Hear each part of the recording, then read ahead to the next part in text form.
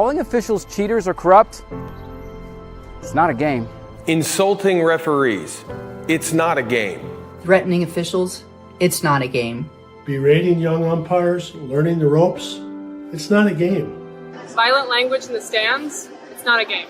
Verbal abuse from the sideline, it's not a game.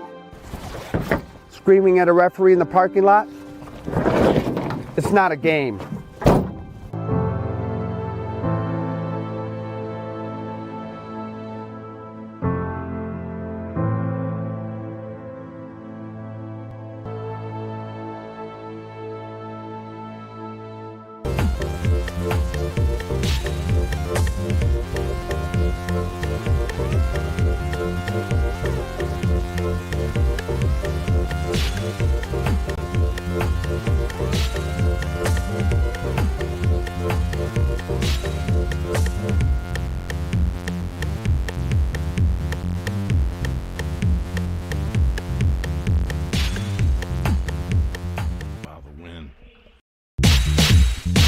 Right. I'm just glad the clouds are gone.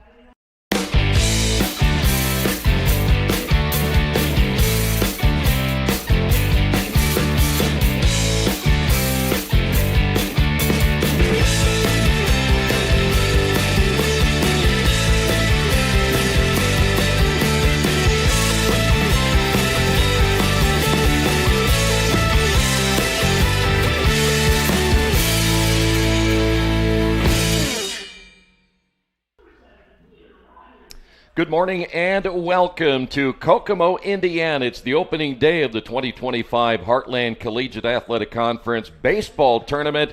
Our first game of the day, the number 3 seed Rose-Hulman taking on the number 6 seed Franklin, the winner advancing to take on the number 1 seed Manchester coming up later today. Today's tournament is being brought to you in part by Hampton Inn and Suites, Reynolds Farm Equipment, the Morales Group, Boilermaker Local 374, Piper Logistics,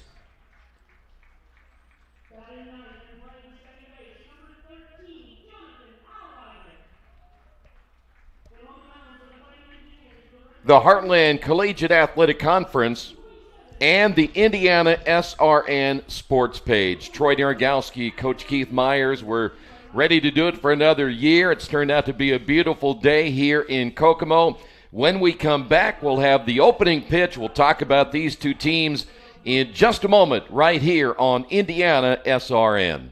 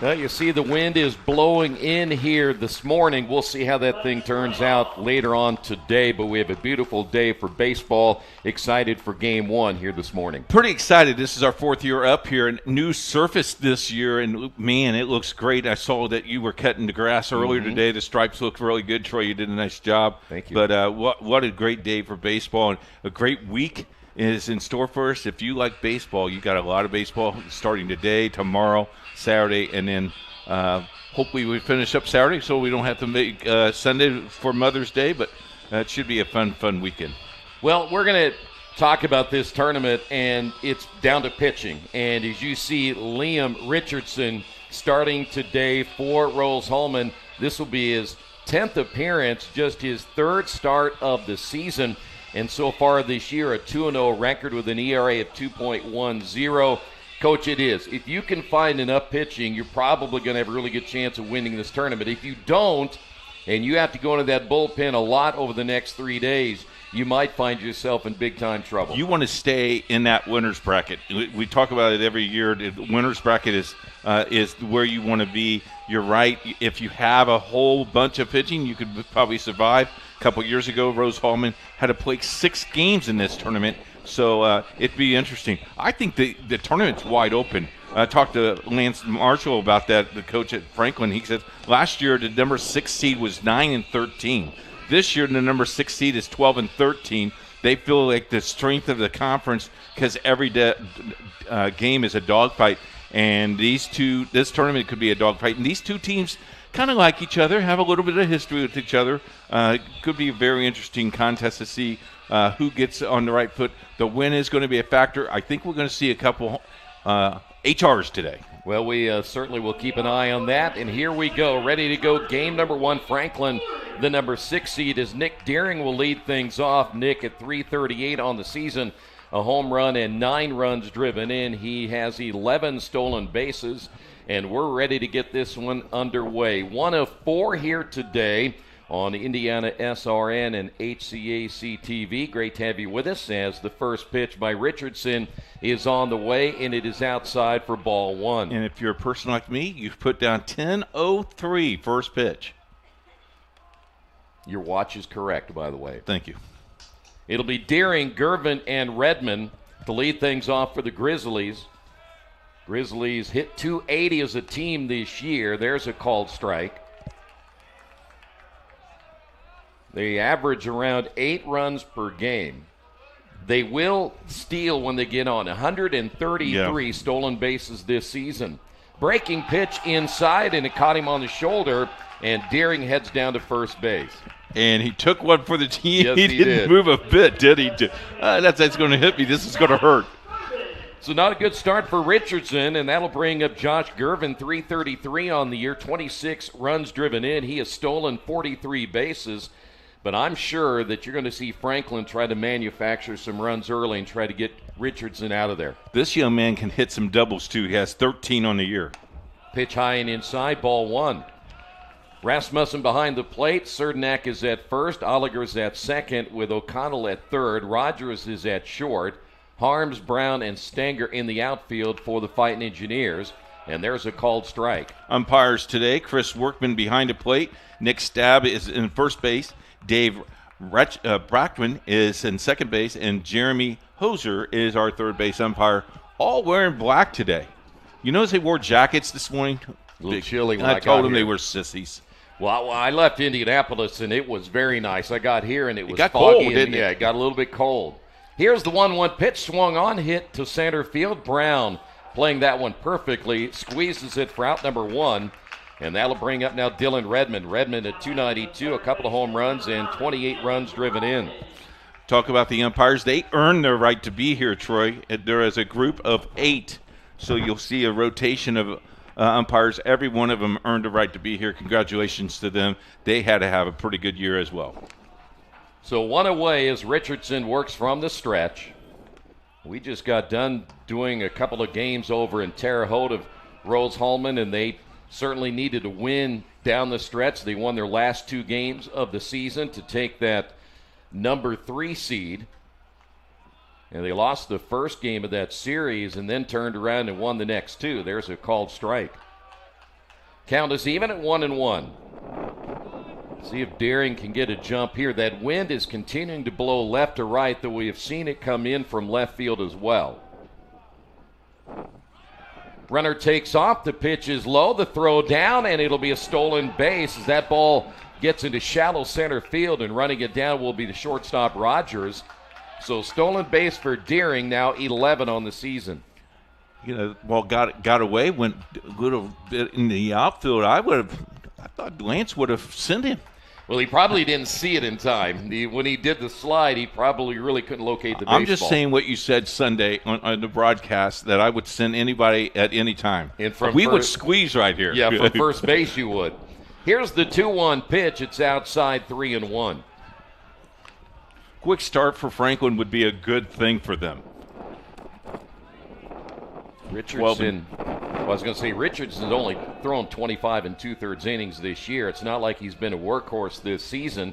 And again, just his second start, and there's a called strike. Franklin was 21-18 overall and 12-10 in the conference, 14-9 at home, 6-9 away, and 1-0 on neutral field. So they're undefeated. Yeah, they're ready to play. They're ready to go. Runner at second base, the payoff pitch lifted high into left center field, and that's going to fall in for a base hit. Rounding third is Deering. He will score, and a good start for Franklin. They're on top of this one, 1-0. Redmond, a .292 hitter, driving in his 29th of the season. Here is Garrett DeHart. .315 on the year, 8 home runs and 44 runs driven in. Redmond is not much of a stolen base threat down at first. But DeHart has RBI and home run power, and he takes the first pitch for a strike.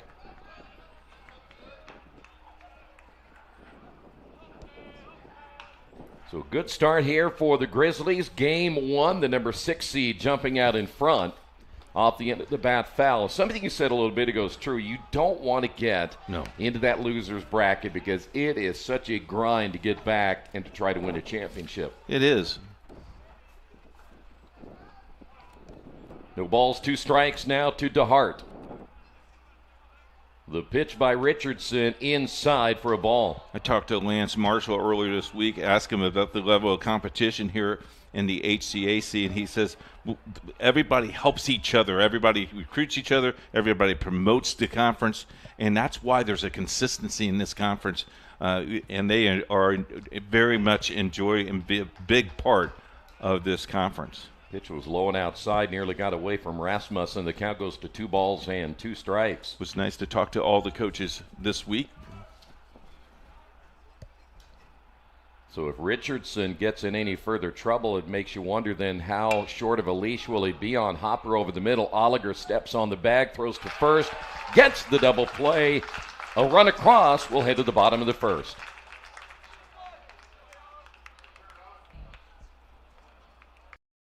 Every day when I walk into a classroom, I feel blessed and privileged to teach something I love, film. I hope so. I hope it ranks up there for you. My name is Jack Luger. I teach cinema and media arts at Anderson University. Set design and just the whole aesthetic. Something pushes your main character out into an area. As a former writer in Hollywood, I realize how important storytelling is, and I work to nurture that skill set in our cinema majors. Production aspects are important, but I really want our students to learn how to recognize and tell good stories. I try to practice what I preach. I've told my students many times that if they want to direct movies, the best way forward is to go out and make a movie. I don't ask them to do anything that I'm not willing to do myself, so I wrote and directed a project of my own. Yeah, I mean, this is the first screening, really. The film, titled Hellcat, premiered at the Heartland International Film Festival.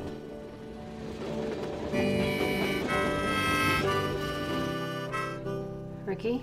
Suze? What are you doing here? I work here. What's your excuse? Who was that? A ghost. All I got is my left me here to see the death every day. What do you think Jameson's doing right now? What do you mean? Pastor C says he's in heaven. Well, what does that mean? Like, what do you do in heaven? You're asking the wrong guy. The story itself actually started kind of percolating about. One of the great things about Hellcat was that I was able to bring students into the orbit of the film. For example, one of our majors was the cinematographer. If you're interested in studying cinema and media arts at Anderson, let's talk.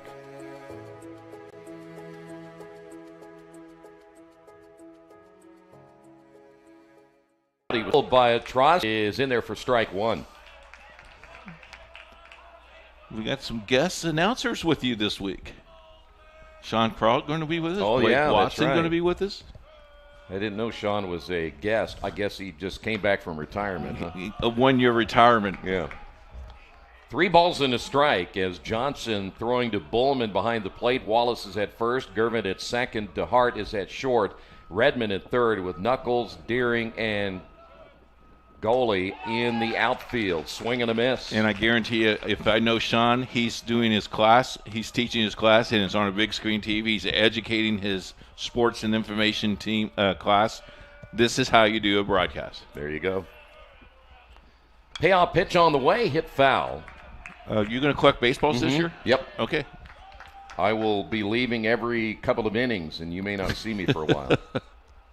Got to take those back to Indianapolis. Beautiful ballpark, huh? Yes. My. Great place to play this tournament for sure. Payoff pitch on the way. Got him looking. Rasmussen strikes out looking. We head to inning number 2.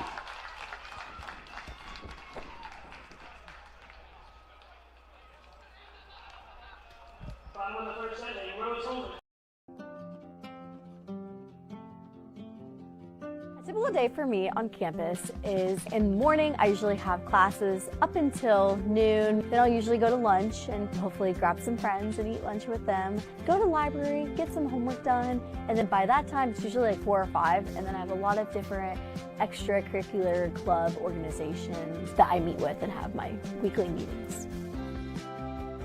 My favorite class I've taken has probably been ceramics, which I'm taking right now. And the reason why I say that is because I've never taken a class where it's all hands-on work. And ceramics has really opened this world of creativity that I never thought that I would find. So my favorite place to study on campus would be the fishbowl, to be exact, in the library. There is a whiteboard, there's a lot of space on the table, so I'm able to really spread my work out. But again, it's also on the collaborative side, so people are able to walk by, and if I see someone I know, I always wave them in so I can talk to them and say hi. As I came onto campus, there wasn't an Asian Student Alliance Club, and I was approached by 2 of my fellow peers, and they were interested in starting it back up. I was like, this is a great thing. I really want to be a part of this since my ethnicity is a big role in my life.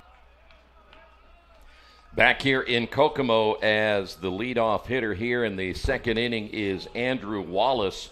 He'll take the pitch outside. Wallace at .305 this year, 7 home runs and 38 runs driven in. These 2 teams earlier this season, as there's a swing and a miss. Rose-Hulman took both games. The first game, 19-15. Yeah. Rose had 20 hits in that game. They won the second game 8-5. Breaking pitch just off the plate. So we've been around the HCAC long enough that, 19-15 is a pretty competitive game because you don't get the 1 and 2, 3 runs anymore. The 2-1 ball games aren't generally going to happen as that pitch is outside. And now 3 balls and a strike. The number 1 seed is Manchester. Number 2 is Anderson. 3 is Rose-Hulman. 4 is Transylvania. 5 is Mount St. Joseph. And 6, of course, is Franklin. We will have the second game at 1:15 today, the third game at 4:30, and then the last game of the day will be at 7:45. Pitch inside, that'll be ball 4. Third base runner now for Franklin. Okay, Troy told you wrong because it will be this one, then 2:30. We're never on time. Yeah. Hey, the good news is, as you see Ian Knuckles step to the plate, we will not have a rain delay. Not today, no, or tomorrow. Or tomorrow. I don't think all weekend. I love it. Pitch on the way, and it's off speed inside. During our production meeting yesterday, Blake says, we're going to be on time every single day. Okay. Good. I love the optimism. I love it. Here's a strike. How about our crew today? Third base camera is Jimmy. Johnny's on first base. Sticks is out in the outfield, and Chuck's right by us. All 4 of them getting extra pay, aren't they? Pitch high and inside. Of course, a lot of us that were part of the production meeting earlier today. Didn't get a chance to eat at that big steakhouse. It was a nice steakhouse. I bet it was. Yeah. Jerry did a nice job. Yeah. 2 balls and a strike as Richardson set to throw, swing and a miss. The bloomin' onion was really good. Are you supposed to have that? Yeah, my wife said I could have that. Sure she did. Along with my gummies today. By the way, Bill, thank you for my gummies. 2 balls and 2 strikes as Knuckles, a 302 hitter, 33 runs driven in. This one's lifted toward the second baseman. 1 hop tag laid on there. The second baseman, Oliger, goes down. Nice job by Wallace to at least avoid the double play. You know, making that play was a lot better than throwing the ball. But I think if he threw the ball, he might have got the double play. But keep that ball in front of you today. Yeah, and then also make sure just get that lead runner as Luke Willman at 248, 3 home runs and 20 runs driven in. Will face Richardson for the first time here this morning. You know, the other thing about playing a 10 o'clock game, it is just completely out of your normal routine for sure. So you have to adjust a lot to play this 10 o'clock game. There's a pitch in there for a strike. Well, and you stayed last night. So you were in a hotel room where usually, even if you had an early 10 o'clock start, you would be at home. Lifted high in the air, left field. Harms is there. As Harms will make the catch. By the way, Harms in that first game of their doubleheader earlier this year, in that 19-15 game, 3 for 5 and 6 RBI. What was that average? About 410? Man. Alex Billman will step to the plate. 353 hitter with no home runs and 15 runs driven in. Number 8 hitter in the lineup today for the Grizzlies, as Richardson set to go to work with 2 outs and try to get that outside corner, ball 1. You ever caught? Yes. So did you always bring that glove back into? Oh, yes. Okay. I always try to frame it. Then they figured I wasn't smart enough to be a catcher, so they moved me to the outfield, which was probably a good idea. 1 ball, 1 strike. I played in the outfield. I gathered a lot of dandelions and rocks. Yep. We heard that about you. Yeah. You were an all-star. Wow, man. Come home and full of rocks in my pocket, and my mother really kind of liked that in the washer. That pitch is a little bit inside. 2 balls and a strike. You ever heard rocks in a washer? I have. Grinds. Yeah. You ever money in the washer, too, or the dryer? I have. If I leave money, it's not mine anymore. That's true. 2-1 pitch on the way, hit foul. Colin Goley is on deck, hoping to get a chance to hit here in the second. A couple of things my wife did teach my daughters is check pockets, and if it's there, it's yours.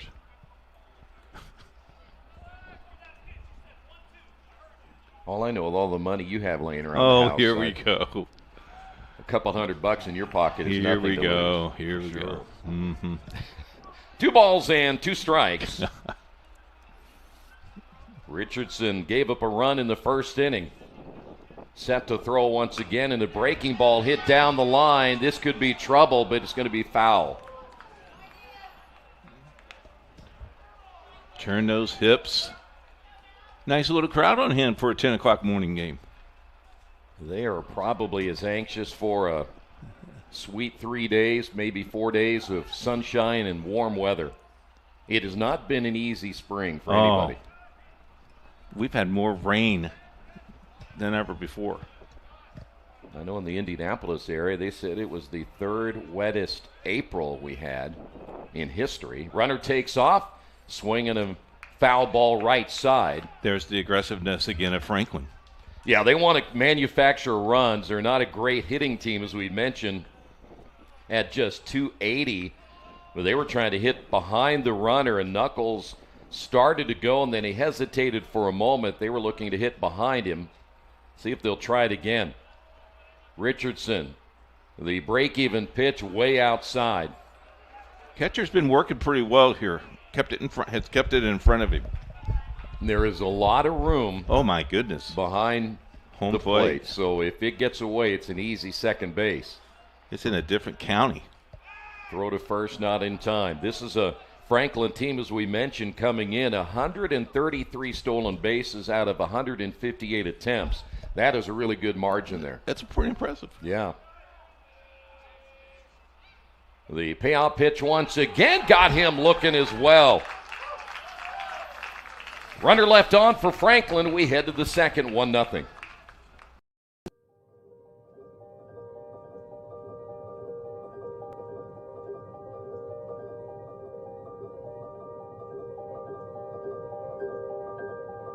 Whenever I tell somebody that I go to Berea College, it's automatically, oh, so do you make brooms? And I have the pleasure to say, yeah, I actually do. Although being a broom maker is a little bit of a niche experience and niche community, it's sort of world famous, at least Berea brooms. When I first saw the broom wall, it was definitely intimidating.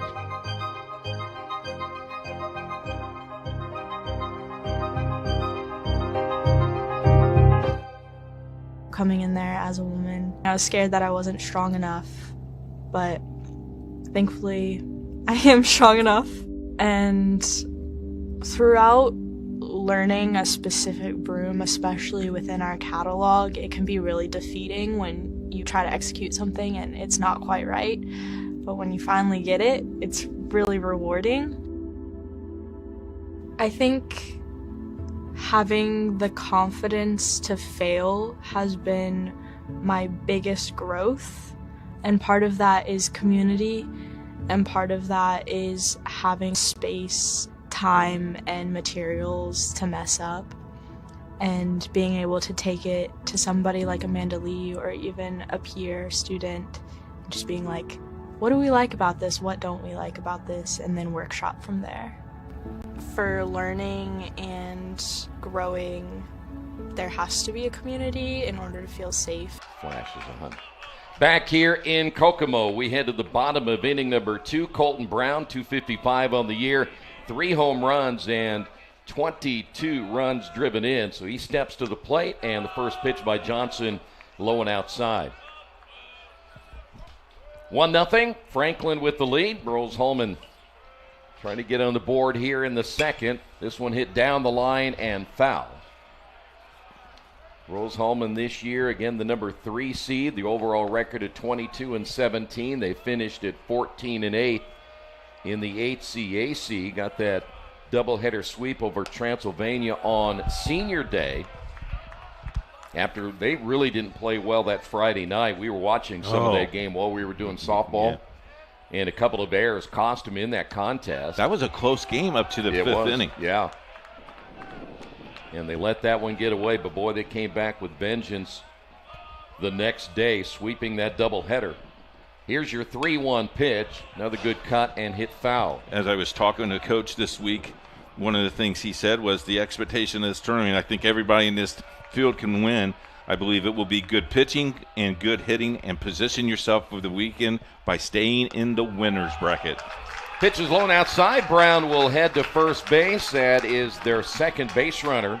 And that'll bring up now Jackson Harms, 341 on the year, 2 home runs, 23 runs driven in. As we mentioned, had the 6 runs driven in the first game of their doubleheader earlier this year. So he has Franklin's number is what you're telling me. Yes, he does. That's why he's in the lineup now. And the pitch way outside. Good job there by Billman.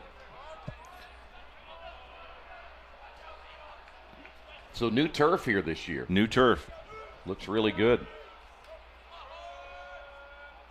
The 1-0 pitch on the way is up high. And Johnson in trouble now, 2-0.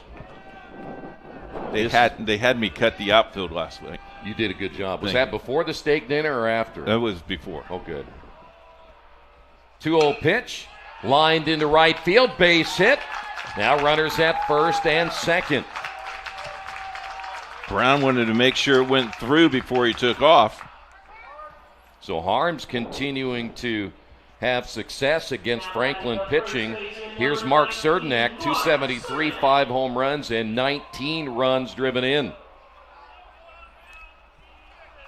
By the way, you can follow live scoring on the HCAC website. You can also either do Franklin or Rose Holman, whichever you prefer. All of the scoring will go on throughout the entire tournament. And now again, runners at first and second. See if Johnson can get out of this as he'll throw that pitch in there for a strike. Serdnak showing bunt. Here at this ballpark, it is 330 down the left field line, 348 in the alley, 400 dead center. There's another square, and the pitch is outside. The gaps surprise you. 348 on the left center, 368 in right center. But 400, that's a long pull. That'll take a shot to get it out of here. Serdnak squares to bunt once again. Pitch is outside. I taught my pitchers just throw the ball at the bat. When he swings and when he turns around, just throw the ball at the bat.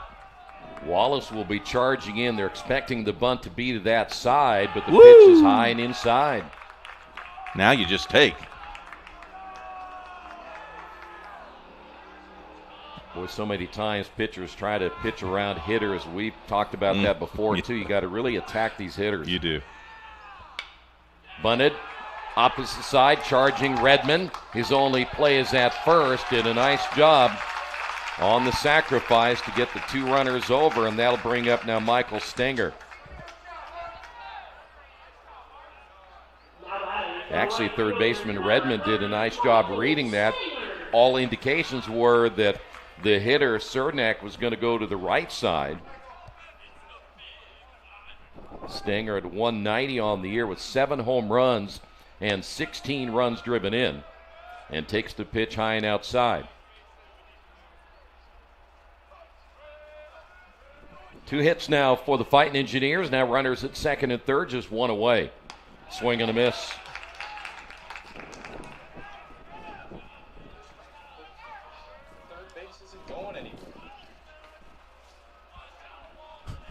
Stenger, the right fielder, a chance here to at least tie this ball game as that pitch is outside for a ball, 2-1. He's just trying to paint that outside corner and just barely missed.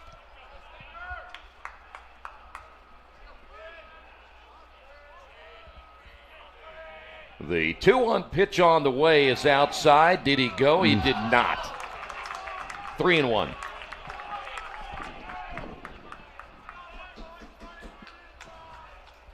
Stenger now in full control here. 3 balls and 1 strike, and you've got to be careful. Again, 7 home runs on the year. Yeah, you don't want to give him anything here. Your 3-1 pitch, and bases now loaded. Second walk in the half inning for Johnson, and that'll bring up Jonathan Oliger. 252, no home runs, 18 runs driven in.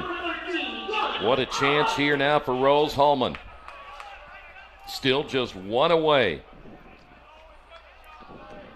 Time is called, and we will have a visit to the mound. Don't forget, HCAC athletes lead by example on the field, in the classroom, and in their communities. And they're driven by passion and powered by purpose as HCAC athletes set the standard. And we're the proud sponsor of HCAC TV, and be happy to cover all the coverage that we've had in the last 4 or 5 years. It's been a great partnership. Jay and Grace and Ben and all the coaches. I mean, talked to both coaches today. We're thrilled that we're here today. A lot of people watching today too. A lot of dads in the office. Yeah. Well, then again, you always offer them. They can Twitter you or tweet you or X you or whatever it's called anymore. I think it's called Xing me. Xing you at Coach. Is that it? IndianaSRN. Okay, good. Thank you. You might want to give that again, though, at some point. So I want to see where everybody's. You want to see my fan clubs? I want to see your fan club. Okay. Meeting is over. The pitch is outside, and Johnson having a real tough time here in the second. I will tell you this. Last week during the rain delay, yeah, someone did send me raindrops keep falling on my head. Yeah, there you go. Pitch up high.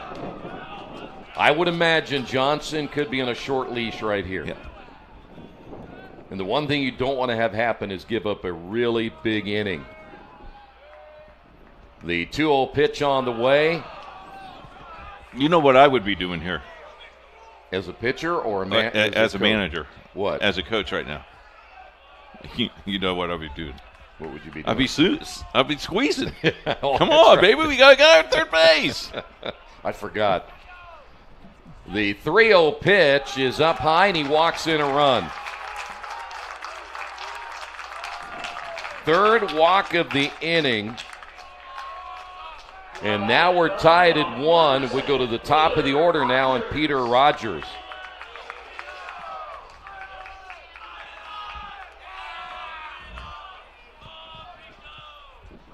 Rogers flew out his first time up, and he'll take the pitch outside. And the idea is here at this stage, Coach, is that until he starts throwing strikes, I'm not swinging. Oh, no. Take. You bet. Way outside. He is nowhere close to the strike zone right now. Now, the bullpen was active earlier. It's pretty quiet. Yeah, but there is somebody warming up, per se, not with a catcher, but they may not go very long with Johnson. Fastball in there for a strike. Right at the letters.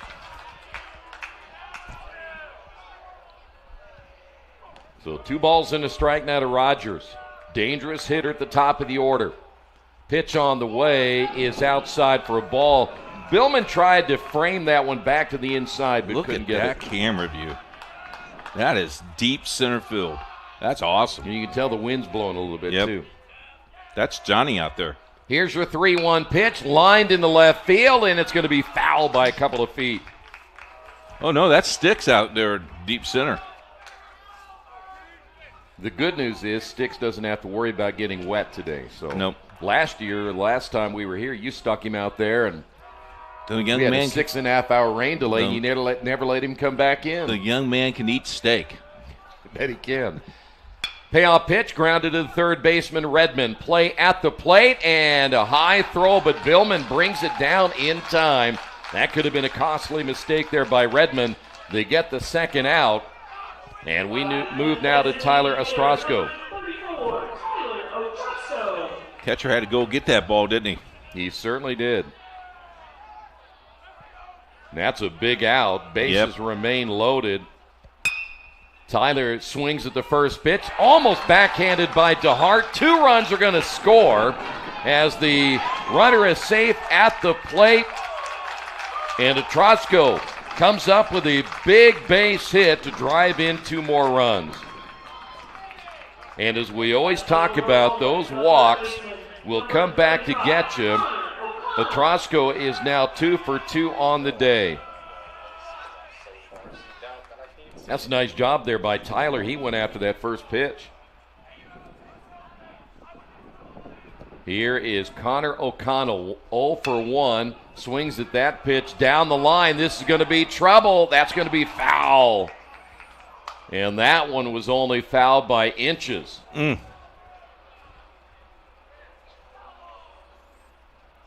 the way that those 2 runners got big leads. He scored from first base, didn't he? Who's that?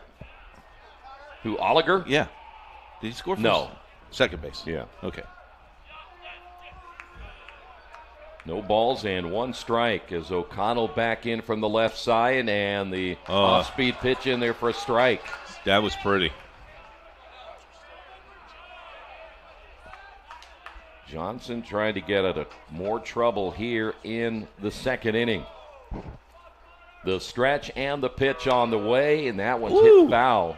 That was right into his hands.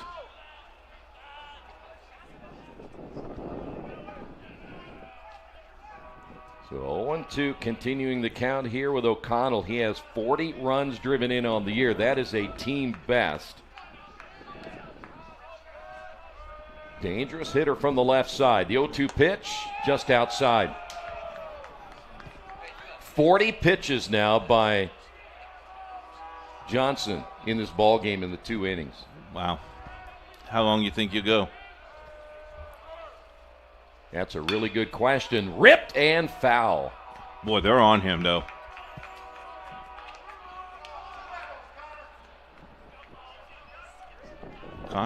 O'Connor is a big young man.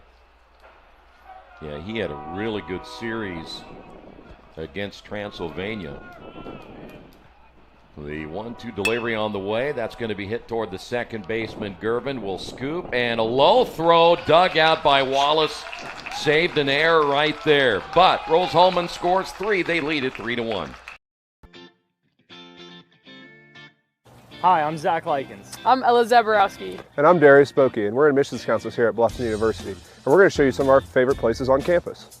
College Hall, this is where it all began in 1899. It's home to Ramsire Auditorium and the Learning Resource Center, one of 3 student success centers on campus. The other 2, the Writing Center and the Center of Career and Vocation, are right next door in the Musselman Library. Our success centers are a big reason why 98% of our graduates are employed in graduate school or completing long-term service within the first 6 months of graduation. This is Centennial, where many of your classes will be held.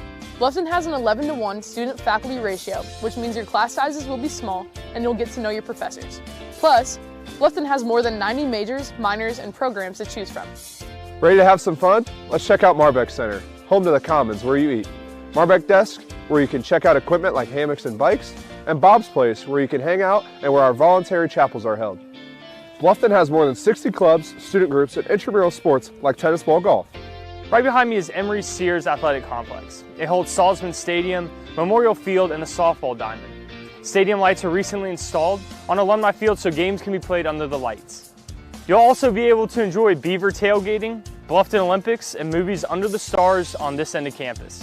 Welcome to the Bluffton University Nature Preserve. It's a Colin Goley will lead things off here in the 3rd inning. Goley, Deering, and Gervin, 9-1 and 2 now for the Grizzlies, who trail it now 3-1. And the breaking pitch stays inside 1-0. I have Goley with 17 home runs. Is that right? No, check that. Sorry. He wishes he had 17 home runs. 7 hits. Sorry. That pitch in there for a strike. If he had 17, he's he hitting would not number be 9. back 9. We'd have to have an investigation here. There's a right-hander throwing in the Franklin bullpen once again. That's something we'll probably say a lot in the 10 games we will do here in Kokomo. Well, Rose-Hulman's they're quiet right now. Very quiet. Eating sunflower seeds. 2-1 pitch, a little bit low. If they're eating sunflower seeds, and the word has on these turf fields, you do not spit on the field. Yes, right. That's a rule everywhere. Here's your 3-1 pitch. Now 3-2. Goley 274, no home runs, 11 runs driven in on the year. That's why you bring in gummy bears. You saw my gummy bears today. I did. You had a lot of them. Payout pitch is a breaking ball called strike. 2 in a row now for Richardson.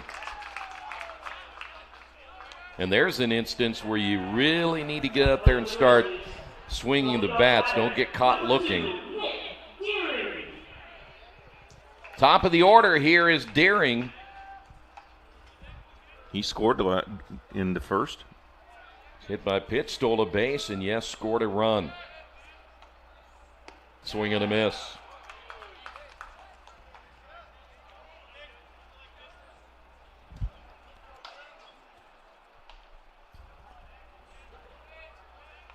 The stretch by Richardson, and the pitch on the way is low and outside. He seems to be more comfortable, does he, on the mound right now? I think 3 runs will do that for you. Good point. He, too, has 43 pitches now. There's a nice breaking ball.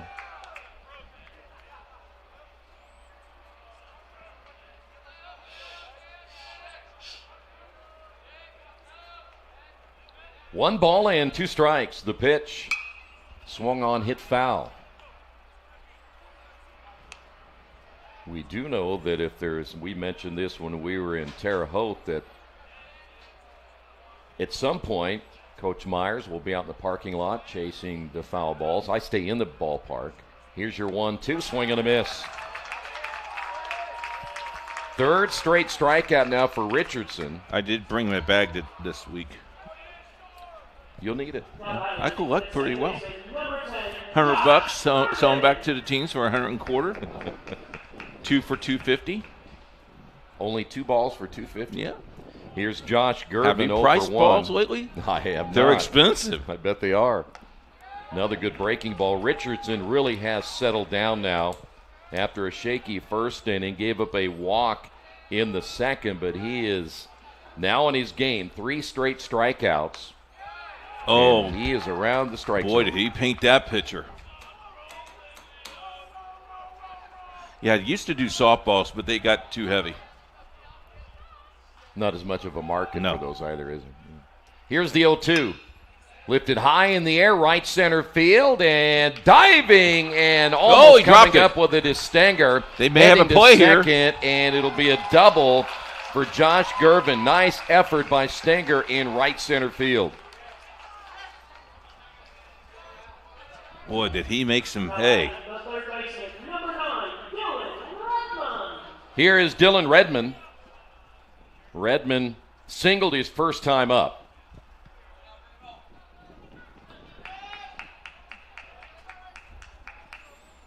So now runner in scoring position for Franklin here in the third. Richardson had retired 4 in a row, 3 strikeouts, and there's a strike to Redmond. Redmond at 292 coming in. You got to throw him inside here.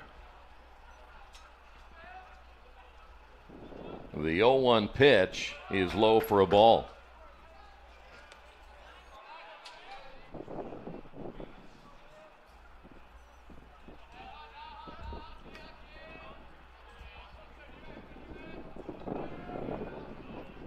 Richardson checks the runner at second. Here's the pitch on the way. Rip foul just by a few inches.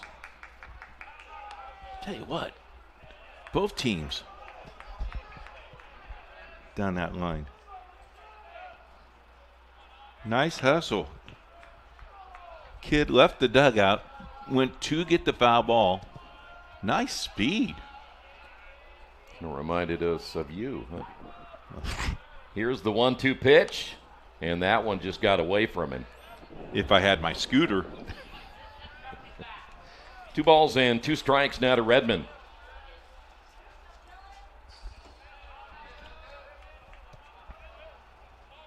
Richardson trying to get out of trouble here in the third.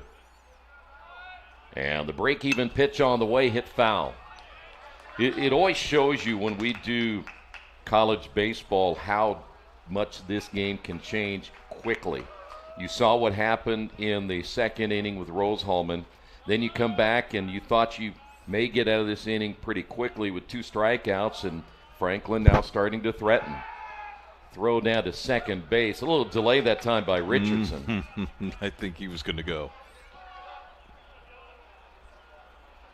Well, Oliger is playing pretty close to the base. They're thinking that Redmond's more of a pull hitter. So there's a big hole between Cernak and Oliger on the right side. Outfield straight away. And the break-even pitch got him. Nice way to get out of the half inning. We head to the bottom of the third.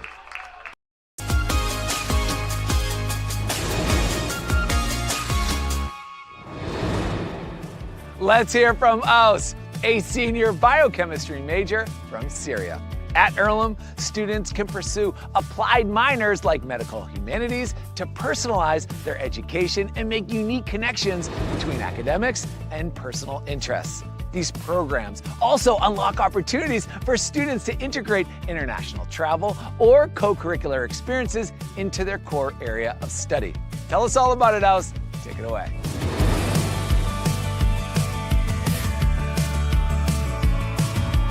Habibi Alex, thanks for the intro. Hi everyone. Growing up, I moved around a lot. I attended 9 different schools across 5 countries. And because of this, diversity in education was important to me. And Earlham College with this diverse student body and opportunities did not disappoint. Earlham has many unique programs, like the Applied Minor programs. Through the Applied Minor programs, students get to personalize our education and make direct connections between academic interests and co-curricular activities. As a pre-med student, I have an applied minor in medical humanities, which integrates the study of ethics, history, and cultural aspects of medicine. This minor has been essential in shaping my understanding of healthcare from a comprehensive perspective. Through this program, I've been able to participate in various resources provided by the Center for Global Health. Programs like the Health Externship, which allows students to engage with local health institutions actively, shadowing healthcare professionals, and volunteering, which provides invaluable hands-on experience. The Community Medicine program further enhances this engagement. Back here in Kokomo's, we head to the bottom of the third. It'll be Connor O'Connell to lead things off, and the pitch by Johnson is outside for a ball. O'Connell, Rasmussen, and Brown. Rose-Hulman with a 3-1 lead as the pitch by Johnson, grounded toward DeHart, takes it on the high hop, throw to first in time, 1 away. By the way, Earlham coach Steve Sakasitz is tuned in. He wanted to say hi to you, Coach. Well, hello, Steve. I was in contact with Coach earlier. We need to do some Transylvania games, Coach. Well, no, Earlham. Earlham, yeah, Here's that's Rasmussen. I'm sure he's like, Transylvania. Sorry, Coach. The WWE got me. By the way, I hope you watched WrestleMania. I did not. You did not. I did not. Oh, you missed it. Chuck will tell you all about it during lunch. Rasmussen, a strikeout victim in the first inning. You don't get lunch. You got to work 4 straight, don't you? I don't get it. Well, I'll sneak something in, I guarantee. I'll have some pizza for you. Thank you. Uh-huh. Here's the 1-1 pitch. Outside, 2-1. I know that Earlham team disappointed they didn't make the tournament, but he's got a good young ball club. I would think he would come up and say hi to us. Maybe he didn't want to travel all the way up here. I got you. We're not that important anymore. I guess not. 2-1 pitch on the way, just outside, 3-1. Johnson and the Franklin crowd wanted that call. That's a true baseball guy that would come and watch. I bet if you offered him a steak dinner, he'd be here. Here's your 3-1 pitch, check swing foul. Well, okay. I don't know if that's in my budget because you're here now. You all blew it last night, probably be my guess. 3 balls and 2 strikes now to Rasmussen. The pitch on the way is high and inside, and another walk. Well, you got to realize that I got to take care of Jerry and his ice cream. That alone. It's pretty expensive ice My cream. goodness, 4 or 5 gallons a night.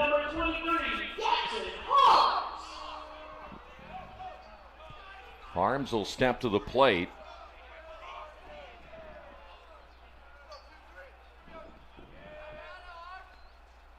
And the pitch is outside for a ball. Just to finish up for supper last night, the best was the cheesecake. Was it good? Uh-huh.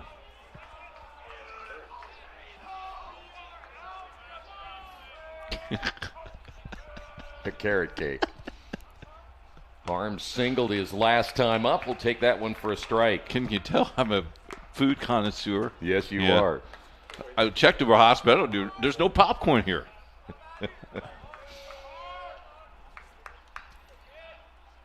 Nice pitch. So Johnson, after giving up that walk to Colton Brown. Very consistent umpire today. Yes.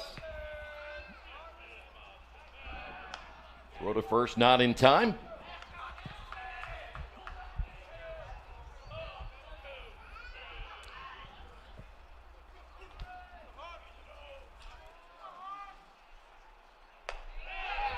Got him looking. Nice pitch by Johnson. And 2 away, and that'll bring up Serdenak. Number 19, Mark Serdenak.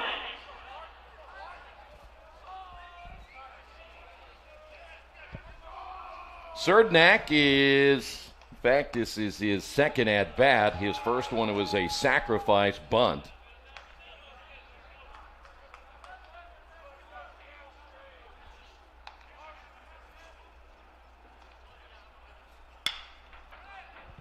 Hopper to the third baseman, Redmond. Throw to first. Wallace makes the out there. Nothing there for Rose-Hulman. I'm Arvind Tapalia. I am Associate Professor of Physics at Franklin College.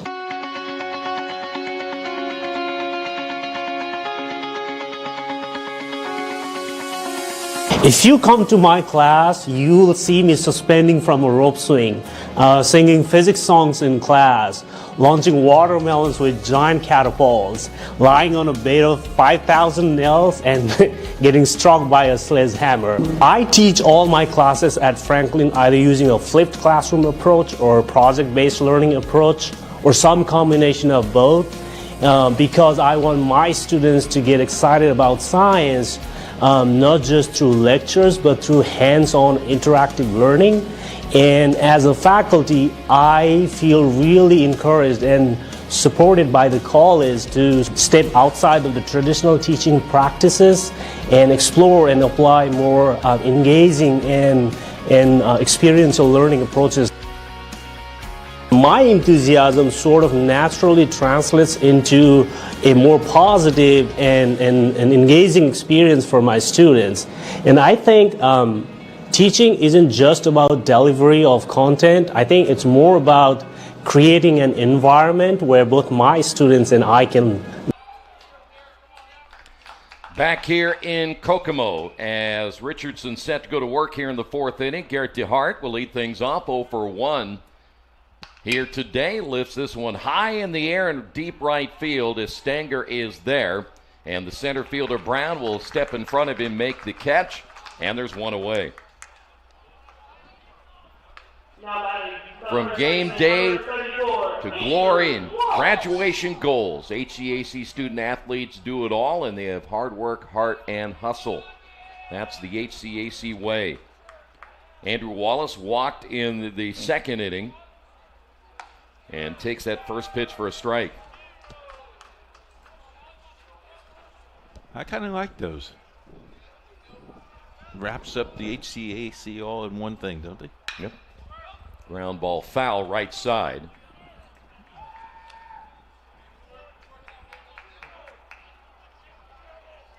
So far, just 2 hits today for Franklin, Gervin, and Redmond.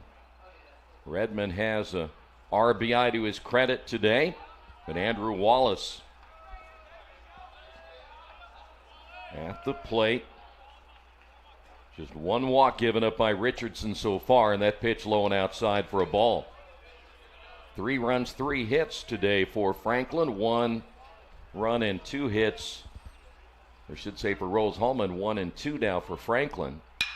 Ground ball, Oliger takes it on the sweet hop, throws to first, 2 away. And that'll bring up Ian Knuckles. Number 27, Ian Knuckles.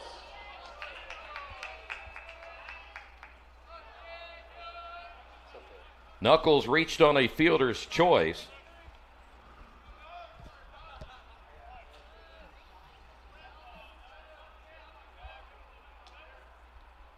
Oh. Hit well into left field. Harms will go back on it, and that one will go out of here. Line drive home run by Ian Knuckles, his 5th of the year, and it's now 3-2. That's pretty impressive. Airlifted that out of here. Knuckles now with 34 runs driven in. First mistake that Richardson has made. I know he gave up that double in the 3rd inning, but I'm sorry, that's a no-doubter, really, after it hit the bat. Here is Luke Willman, the DH, 0 for 1 in the pitch over his head. Now let's see how Richardson responds after giving up that blast. You know, you're cruising along, you get your 2 outs, and all of a sudden it's a 3-2 game. Takes 1 mistake. That pitch in there for a strike. Drove you nuts when you coached, didn't it? Yes. But we made tons of mistakes when I was coaching. Fly ball, right center field. Brown, Stanger. It'll be Stanger, and Brown steps in front of him again for the 2nd time. Brown makes the catch, but a home run by Knuckles. We head to the bottom of the 4th.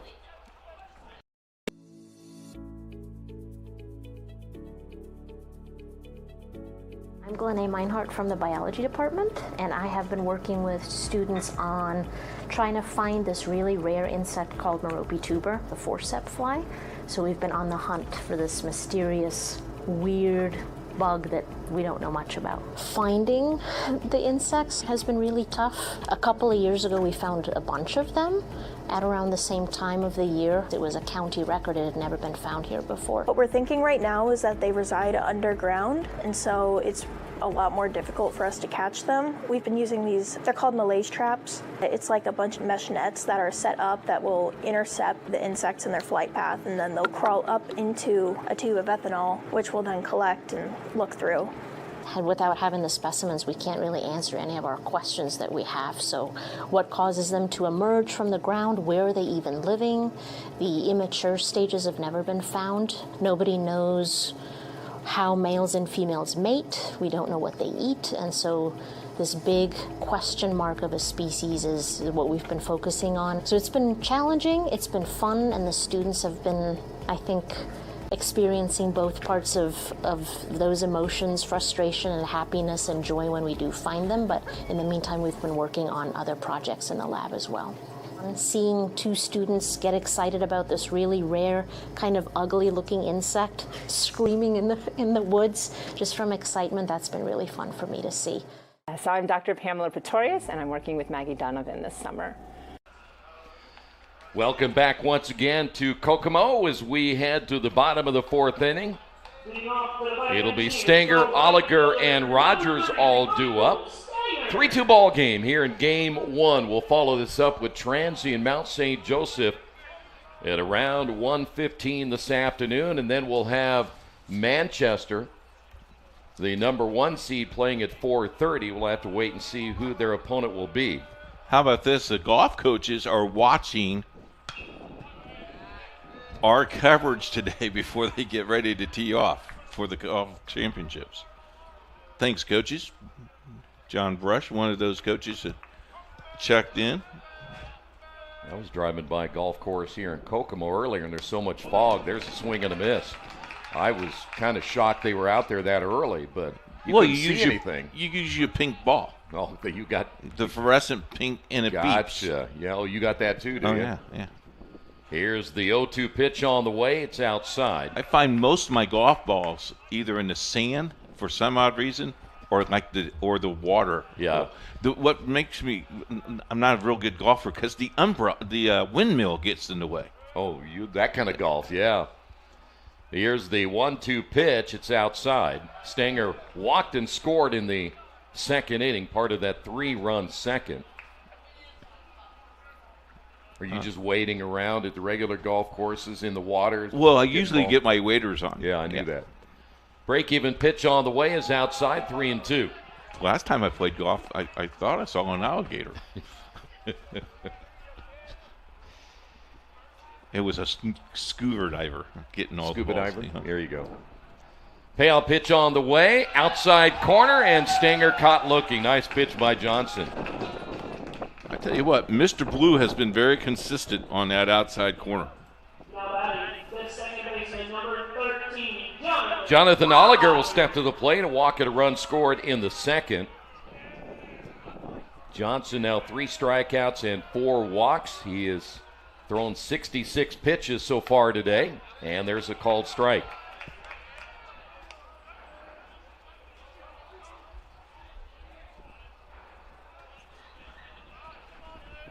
The 0-1 on the way is low and outside. That wind continues to blow a little bit, maybe not as hard as it was earlier. It's blowing in actually from left field. Good breaking pitch. It's picked up some degrees as well. Yeah, it's a lot nicer than it was earlier.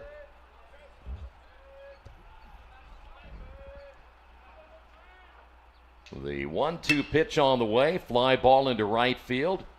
Goalie is there, and shallow right will catch that one easily, and there's 2 away. And we head to the top of the order now. And here's Peter Rogers. Rogers 0 for 2.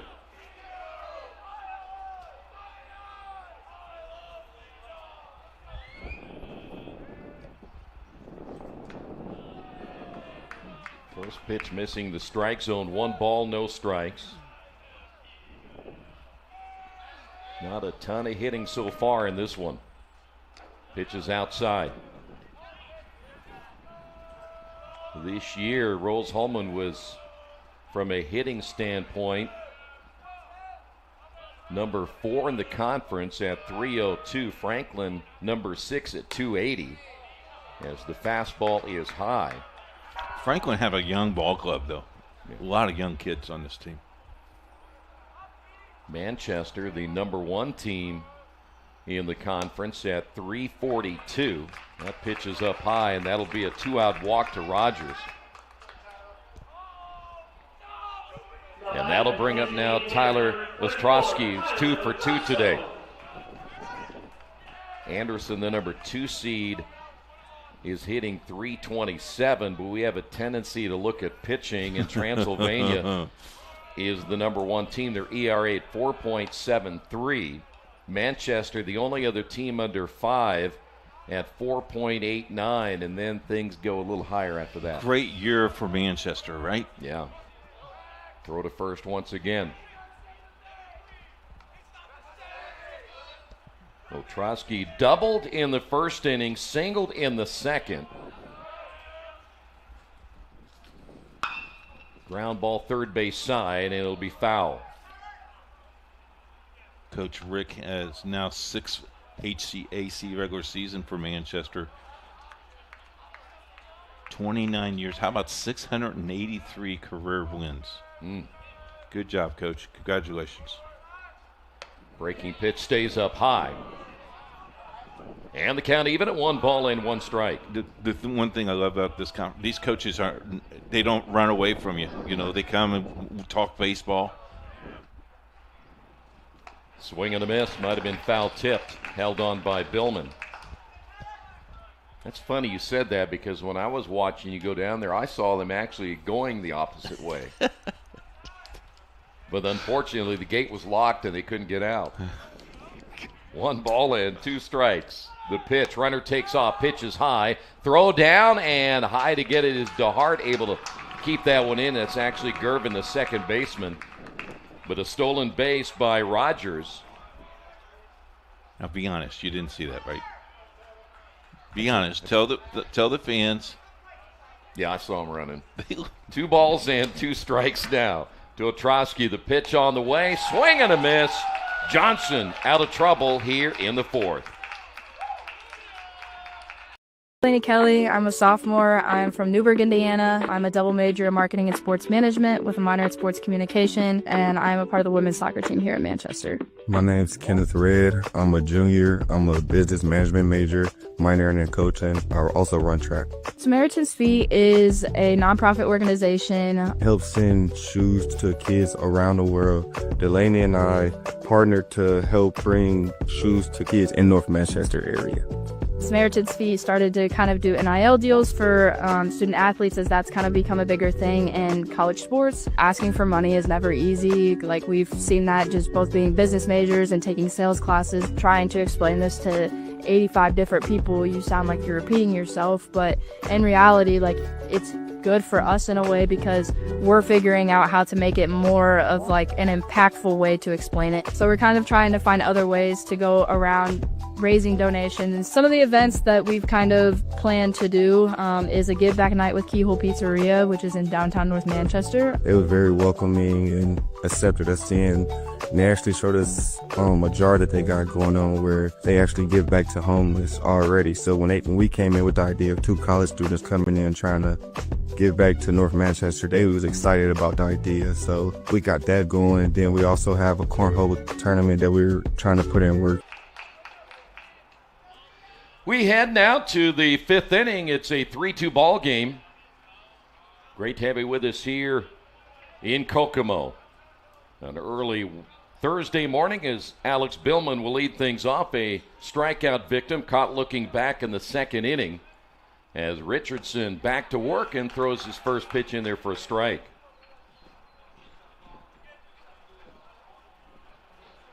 Excellence isn't optional. HCAC athletes chase it every day as part of the conference that they're all involved in, as that's going to be fouled away. And quickly 0-2 now to Billman. Billman, goalie, and Deering as we go 8, 9, and 1 in the order. Billman was part of the 3 straight strikeouts by Richardson in the second and the third. Pitch low and outside. Late in the innings now, you just got to get the ball over the plate. Let the guys hit the ball mid through this ball game.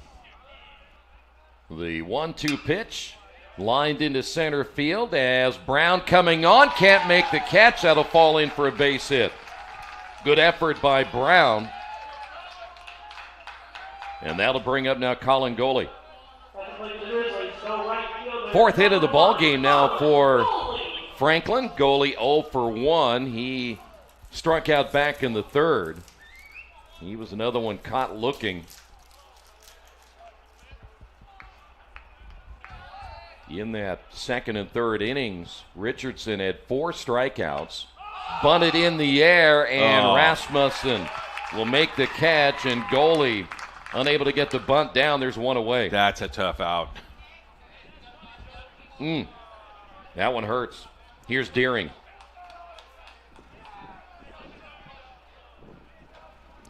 Deering is 0 for 1. You move him along again. Do you sacrifice here? I don't know. Deering's a .338 hitter. I may let him swing away. I mean, sometimes I'm sure coaches get a little bit leery, too, if your hitter pops up like that one. You're thinking, uh-oh, maybe we better go ahead and swing away. Pitches outside. Fortunately for him, they didn't double him up. Deering has a run scored today, but he did strike out in the third. Billman down at first base. Again, this is a team that will run. Whoa! Now, we have seen that pitch 3 times. Yeah, and every time you can see from his release, he is way outside on that release, and that's why it goes over the head of the hitter. Probably not a pitch he's had very good command of all season long, and trying it a little bit here in the 5th inning, but you got to be very careful. The 2-1 pitch on the way, caught the inside corner for a strike. One away as we play here in the 5th. Richardson's pitch on the way is up high. No activity in the Franklin bullpen. In fact, things are quiet on both sides.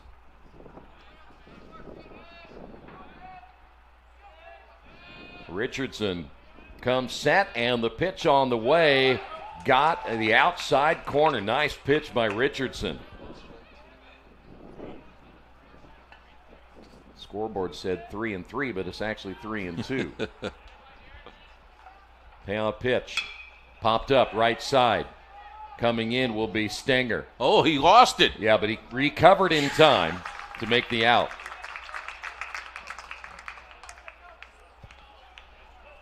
Well, we have some high clouds here now. We had some really bright sunshine for the moment. As Josh Gervin steps to the plate, Gervin doubled his last time up. He 1 for 2 today. But I don't think the sky should bother you too much now with the way the clouds have come over. It'll probably be that way most of the day today. We'll have sunshine and some high clouds as that breaking ball is low. Well, the baseball, I noticed you had the baseball hat on because earlier today you needed that protect. Yeah, the sun was coming into our press By the way, box. nice hat. You like that? I got it a couple of years ago.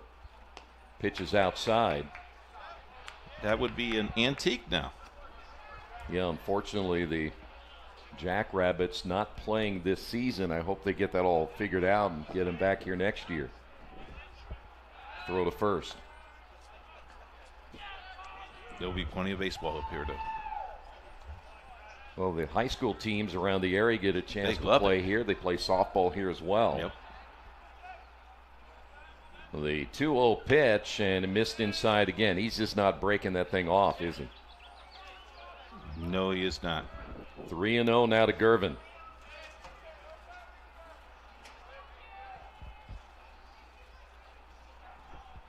Richardson's pitch is up high for ball 4. So now runners at first and second. Here's Redmond. Making a little noise here. Redmond singled in the first, struck out in the third.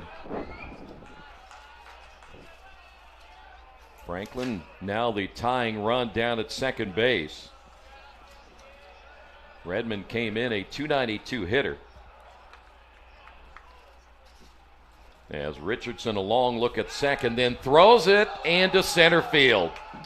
Nobody was home and an error on Richardson, and the runners will advance 90 feet. Someone missed the signal. That is our first error of the ball game.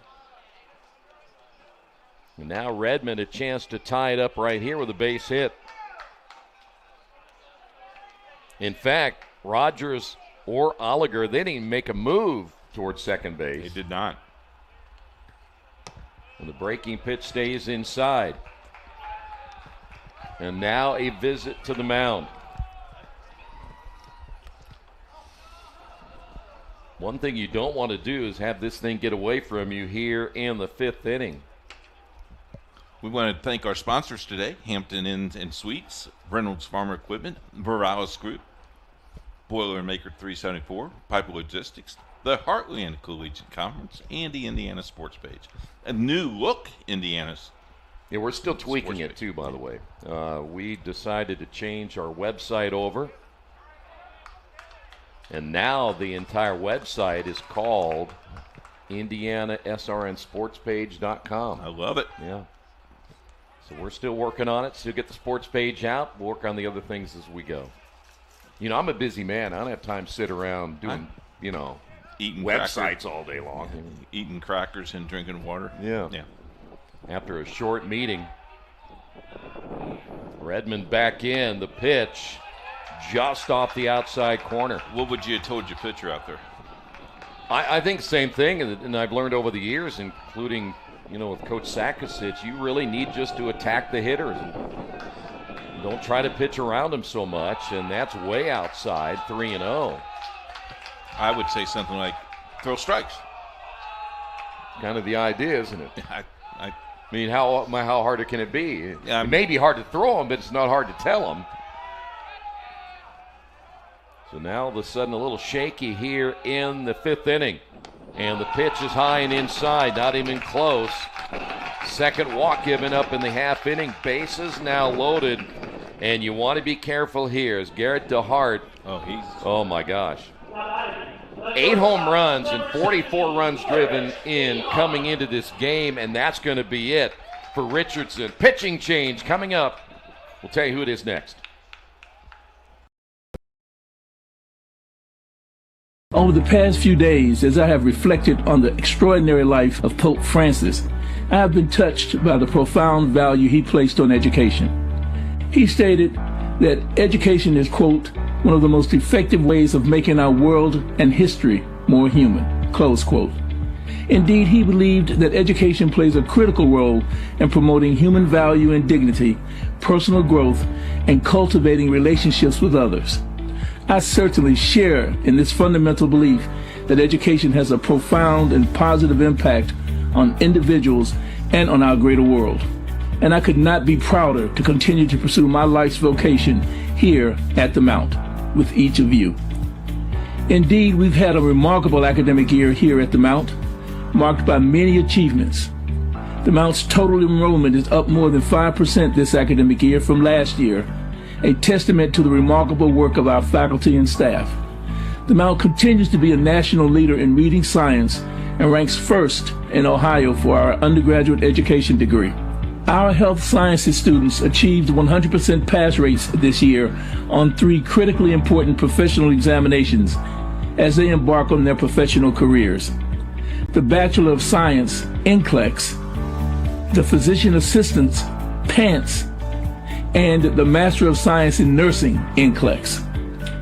The Mount's Physical Therapy Clinic had 130 visits this year and provided more than $15,000 in free care. In fact, almost $70,000 in free care has been provided since the clinic opened. Notably, throughout the year, we have hosted K-12 students from Greater Cincinnati and beyond. Tyler Orr coming in here for Rose-Hulman. Bases are loaded. DeHart ready to hit. Swings at the first pitch, lifting it high and deep into center field. And one pitch for Orr, and he got the out he needed. The threat over here in the fifth. What a great job by Orr getting that out of DeHart. Well, you loaded the bases. I would think he would have maybe taken at least one pitch, but it was in his sweet spot. Got it over the plate. Didn't get enough. Still would like to be patient at the plate, but DeHart flies out for the final out, and they leave the bases loaded. 3-2, Rose-Hulman. This is the hotel breakfast. It looked different online. Do you children like eggs? Here, they make your bones grow. It'll be fine. It's gonna be fine. All right, guys. Look alive. Is it fine, Daryl? I'm starving. When free hot breakfast can make or break your day, it matters where you stay. Go get him. Hampton by Hilton. Hilton for the stay. And if you stick around at the top of the middle of the second inning, seventh inning, you're gonna get the Hampton Inn Suite trivia question. We're only hoping that the questions are accurate this year. Well, last year they were so far off. Well, first of all, I just want to say that Chuck from Mount St. Joseph asked me, at least I hope they're tougher questions than they were last year. I just hope they're accurate. I think they're as accurate as I... Well, how accurate is the Google? Huh? Wikipedia is pretty accurate, right? That's where I got them from. I wouldn't do that. Well, sorry. Next year, what I'll do is I'll bring Harry Carey with me and have him do them. You do that. Is he still around? No. Oh, he's not? He's been gone for a while. How about Euchre? He's around? No, Euchre just passed away, so you're going to have to find somebody else. I'll bring Myers. Connor O'Connor will lead things off. Boy, how about Franklin, though? They had a great chance in that last half inning. Yep, they had a chance to take the lead, perhaps, but they get the out of DeHart as Orr came in one pitch and got the out he needed. Here's O'Connell, 0 for 2. Ground ball foul. Now, tomorrow, Sean will be here, and he will be doing the uniform analysis. Yes. Yeah. He would love Rose-Hulman's uniforms today with the engineers on the chest. And I think he'd like both of them. I think he'd like Franklin, too. He likes traditional stuff. I like Earlham's uniforms were sharp a couple years ago. Oh, that hit him.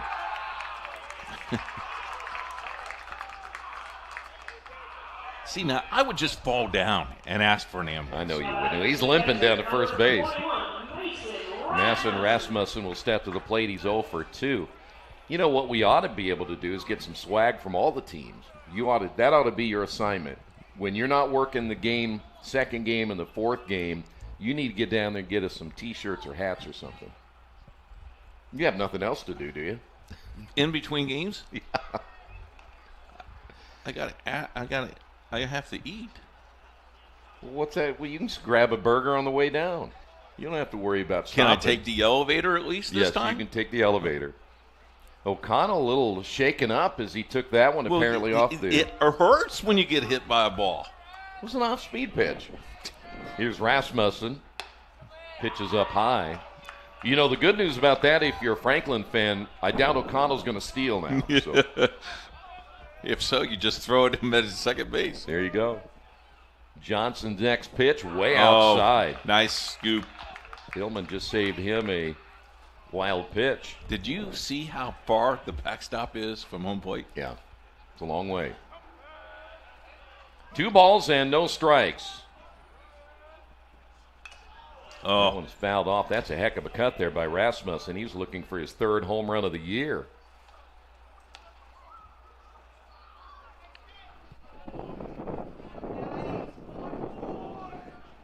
We're in the bottom of the 5th. Rasmussen struck out his first time up, grounded out his second time. Ground ball to the short. DeHart Gervin on the first, not in time. But they got the lead runner. Rasmussen will reach on the fielder's choice, and that'll bring up now Colton Brown. From our commissioner.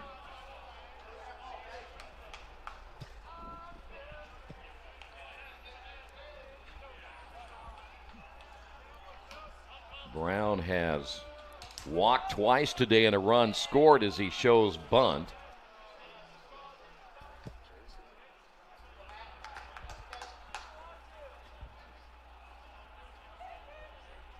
Nice play. Johnson with the pitch. Outside corner for a strike. Tell you what, our crew has done a nice job picking up those replays. Now, I'm going to add something to that here in a moment. All right. Don't let me forget. Don't pick on Johnny. I won't. The 1-1 pitch, swing and a miss. It's not how you start, it's how you finish. So how will all of our people be in Game 8? Will they be? Oh, come will on. They be sharp as attack like they need to be in Game 8? Well, I guarantee you, Saturday after they eat that country breakfast out.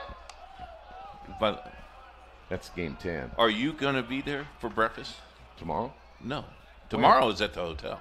Oh, I think Saturday we're going to go somewhere different. Oh.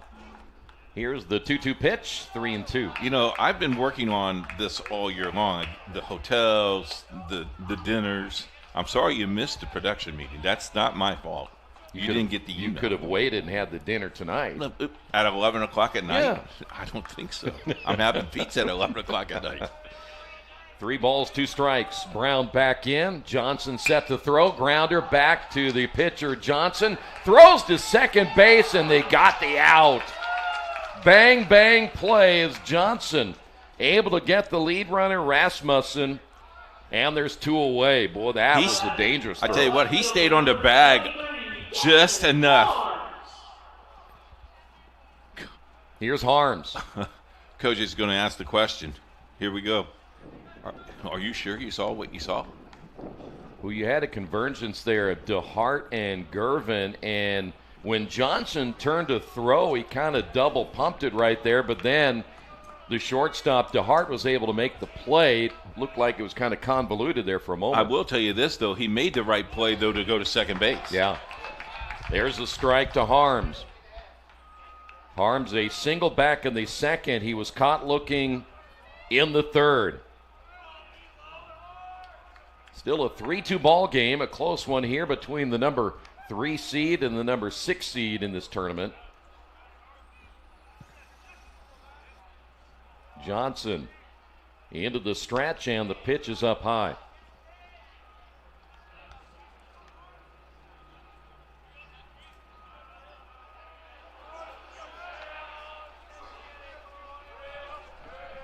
Throw to first again. Had him leaning. Brown is also not a stolen base threat. We mentioned coming into this one that is a Rose-Hulman team that just doesn't run a whole lot. Swing and a miss.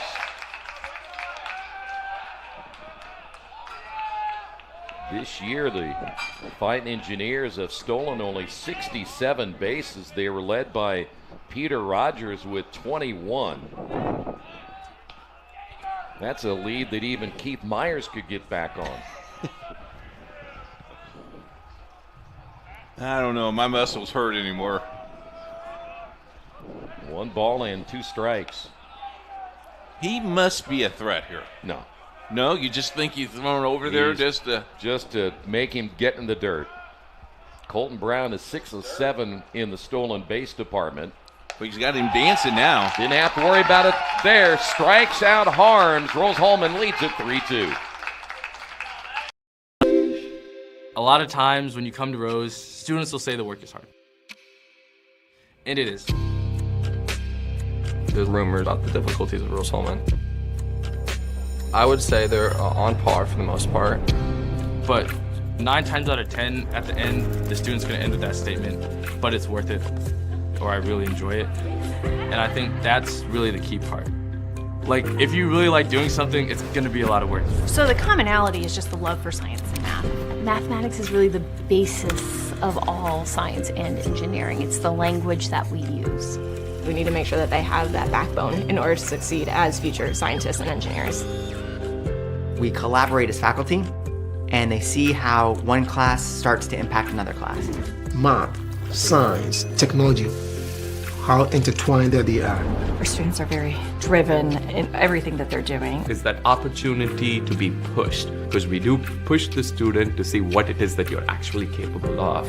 We're not just saying, here, go do this hard project. We are right there with them. I think that matters. Our job is to create a safe place to fail. That would be terrifying if you did that alone. That results in students that are ready to walk out of the door. We will head to the 6th inning. Wallace, Knuckles, and Willman all do up. What do you think about our public address announcer today? Doing a great job. This one hit high in the air to right field. Stanger going back on it. And 2 pitches, 2 outs now for Orr, who's done an excellent job coming in relief. It's pretty easy relief. You like that ratio, don't you? Number 27, Ian By the way, Knuckles. Richardson left after 4 2/3 innings, giving up 2 runs, both earned. He gave up 4 hits. 6 fly ball outs and 3 ground outs. Had a couple of strikeouts as well. As that pitch to Knuckles in there for a strike. You do that all by memory? Yes. I keep no book, no computer, nothing. It's all right here in the noggin. You are just too well. The 0-1. Hit hard toward the shortstop. Tough Rogers play. will throw to first, and a bang play, but in time, there's 2 away. So has he now thrown 5 pitches? Orr has thrown so far 4 pitches, right? He had 1 and 2. Yep. 4 pitches. So 2 away, and here's Willman. Pitches inside for a ball. Willman 0 for 2 today. Yeah, 4 pitches and 2 fly balls and a ground out. That's going to be a base hit. So Willman, a 2-out single, and that'll bring up Alex Billman. Billman a single back in the 5th inning. Now batting the catcher, number 18. So Franklin hanging around. They trail at 3-2. Typical HCAC game right now. I was expecting more runs. Well, it's early. What are you waiting for? I want one of those 19-15 games that they had earlier this year. Orr's sidearm pitch in there for a strike.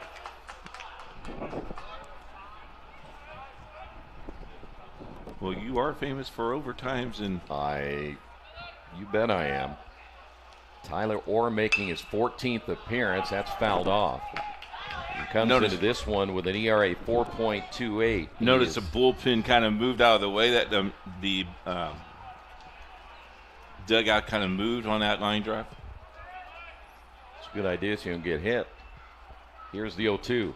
Ooh, that pitch way inside. I have a question, though, for you. You know, back in the day, you didn't have to wear a helmet as a coach. Yeah.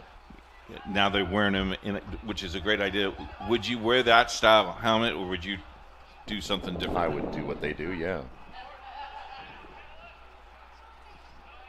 Or a long look as the pitch on the way hit foul once again to the right. I think if I was coaching third or first base, I would be wearing maybe armor. You wouldn't look funny doing that, would you? I don't care. I'd be safe, right? Have a net in front of me. Yeah, I can see that. Sidearm pitch once again. Fly ball center field. Brown is there. Can end the half inning. And that'll do it for Franklin. 3-2, Rose-Hulman.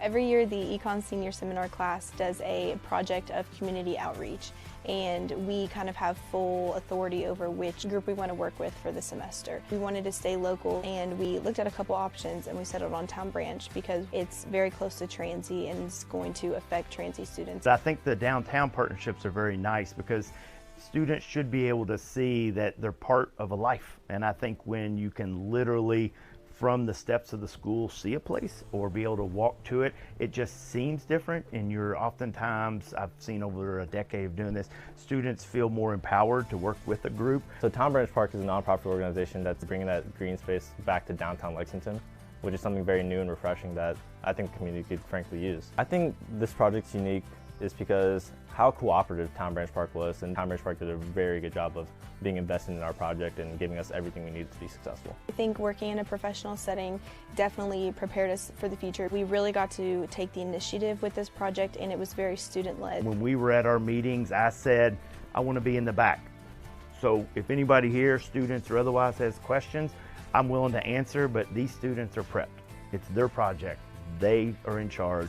I think working for a client rather than a grade was definitely a different experience, because when you have that face-to-face interaction, it's not, you're doing it for other people and not for yourself, and so it's more of a mindset of, oh, I don't want to let this client down, rather than I need to achieve this grade. And so I found myself not even concerned with the grade I was getting. It was more so, am I putting out a work product that I am proud of and would be proud to be received in a professional setting.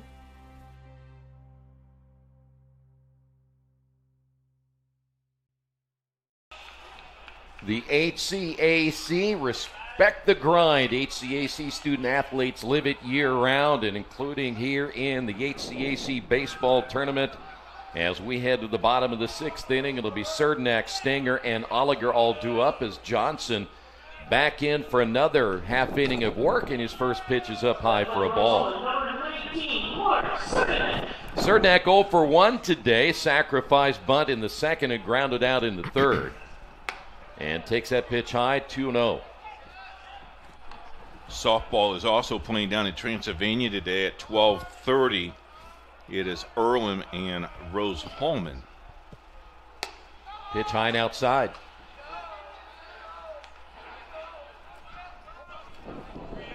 So 3 balls and no strikes now to Cernak. And he's taking all the way. Fastball right down the middle.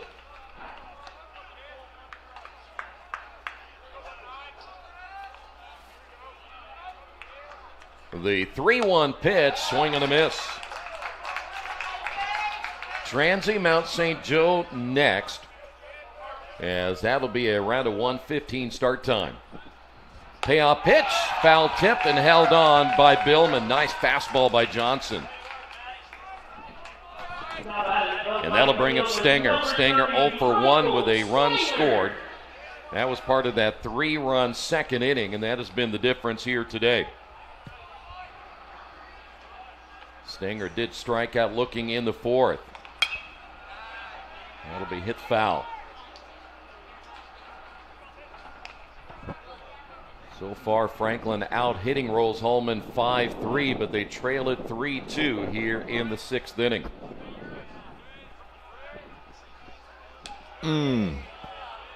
Just outside.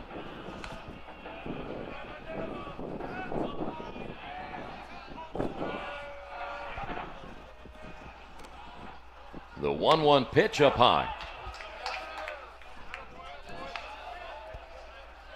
Again, both bullpens are very quiet right now. They were active early in the ball game, but since then, both pitchers had settled down, and then Orr came in for Rose Holman. But now it's 3-1. You want to be quiet. Mm-hmm. Yeah, you want to get into that matchup later today and have a lot of fresh arms available, and there's another strike by Johnson. I tell you what, he's calmed down. He's throwing really with some authority. Yeah, he's throwing hard here in the 6th inning. Payout pitch on the way, and he lost him. 1 out walk to Stenger, and that'll bring up the number 9 hitter, Oliger. Jonathan walked and scored in the 2nd, flew out in the 4th. Number 13, Jonathan Oliver. So number 9, sacrifice here. You got to get another run. You got to get a. Yeah, with the top of the order coming up, it might not be too bad. Pitches outside. At least Oliger wasn't showing it right there. Oliger, a .252 hitter coming in.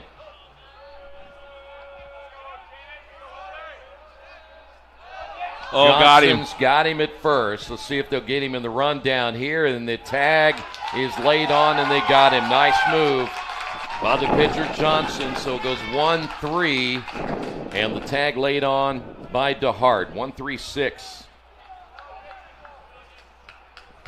Pickle. Constantly base running error right there. Watch this. Well, that's a nice move. Held the ball. I like this. Look at the tag. Show the umpire. I got him. Yep. 2-0 Nat Oliger.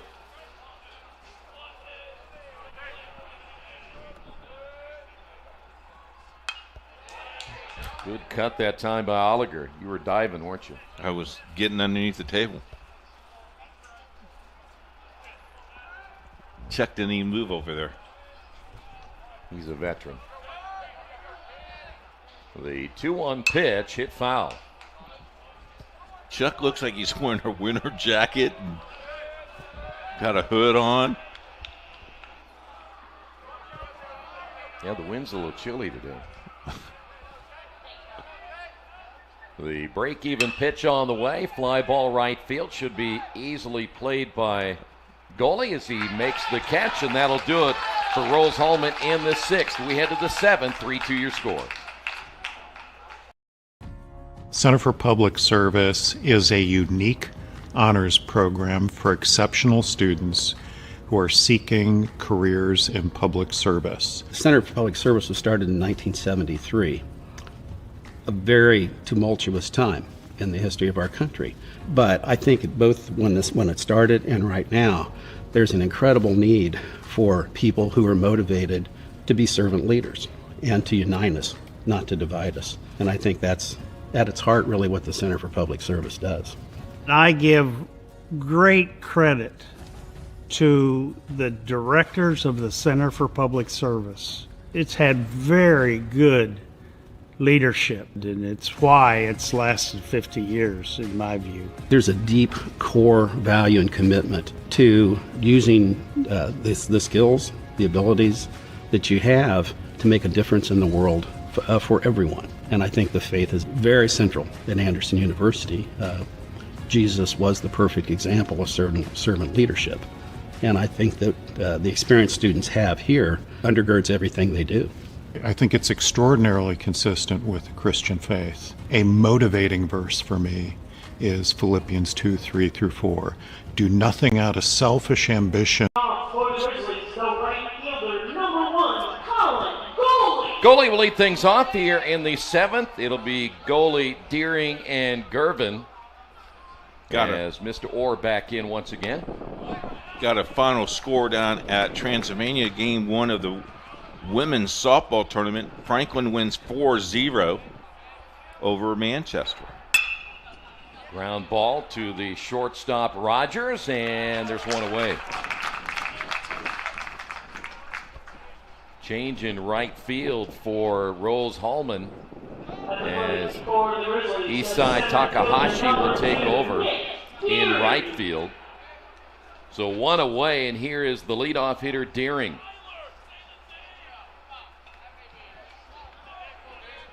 Deering a run scored. He's 0 for 2. Was hit by a pitch back in the first inning. Fly ball center field. Brown, Oliger going out. Oliger and Brown nearly colliding, and it'll be a catch by Oliger, the second baseman. Got our Hampton Inn trivia question coming up. I'm excited. Oh, I am too.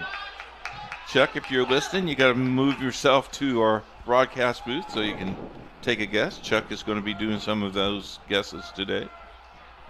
Here is Gervin. Walked in the fifth inning, doubled in the third. He's 1 for 2 today, and a swing and a miss. You know, our wizard will know him by heart. I mean, he'll just... It'll be nothing for Nothing for... Nice pitch.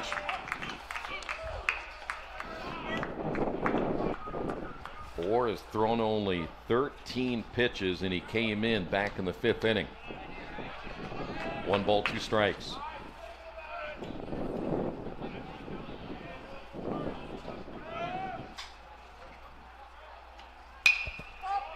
Fly ball again in right field, second baseman Oliger, and then coming in is Takahashi to make the catch for the final out of that half inning. Great job of pitching by Orr so far. And it is time for the Hampton Inn and Suites trivia question. Here we go. Question number 1. This Super Bowl winning quarterback once appeared in the College World Series as an infielder for his Big Ten school. Who is he? All right, we'll think about that. We'll come back and see if we can get an answer right here on IndianaSRN. This is the hotel breakfast. It looked different online. Do you children like eggs? Here, they make your bones grow. It'll be fine. It's gonna be fine. All right, guys. Look alive. Is it fine, Daryl? I'm starving. When free hot breakfast can make or break your day, it matters where you stay. Go get him. Hampton by Hilton. Hilton for the stay. Your poached egg on avocado toast. Ew. Your flash fried porgy over chips. Ew. Your fresh Maine lobster with microgreens. When the only thing your 8-year-old will eat is waffles, She's fine. She's fine. Your waffles, milady. it matters where you stay. Yum. Enjoy. Thank you. Hampton by Hilton. Hilton for the stay. Here we go again. The trivia question is, this Super Bowl winning quarterback once appeared in the College World Series as an infielder for his Big Ten school. Who is he? Wilson? It's Russell Wilson, I bet. Russell Wilson?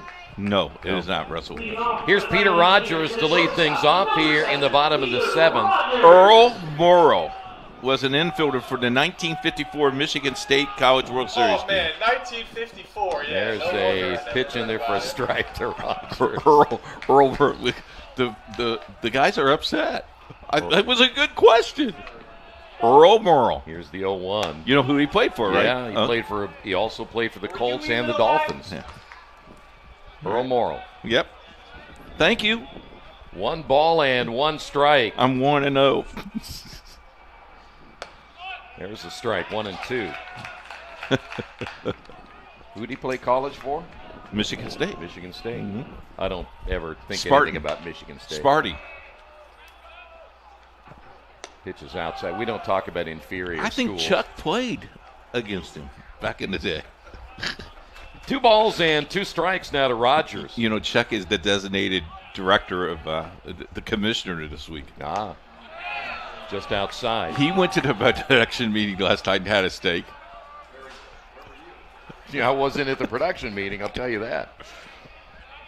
3 balls and 2 strikes, and the pitch by Johnson. He went around and the tag laid on, so Rogers strikes out to lead off the 7th inning, and that'll bring up Atrosco. Atrosco doubled in the 1st inning, singled in the 2nd, and struck out in the 4th. Where are you going?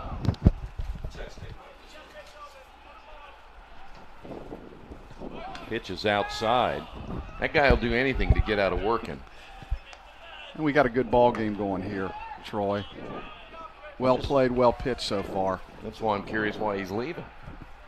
Must be food out there. Here's the 1-0.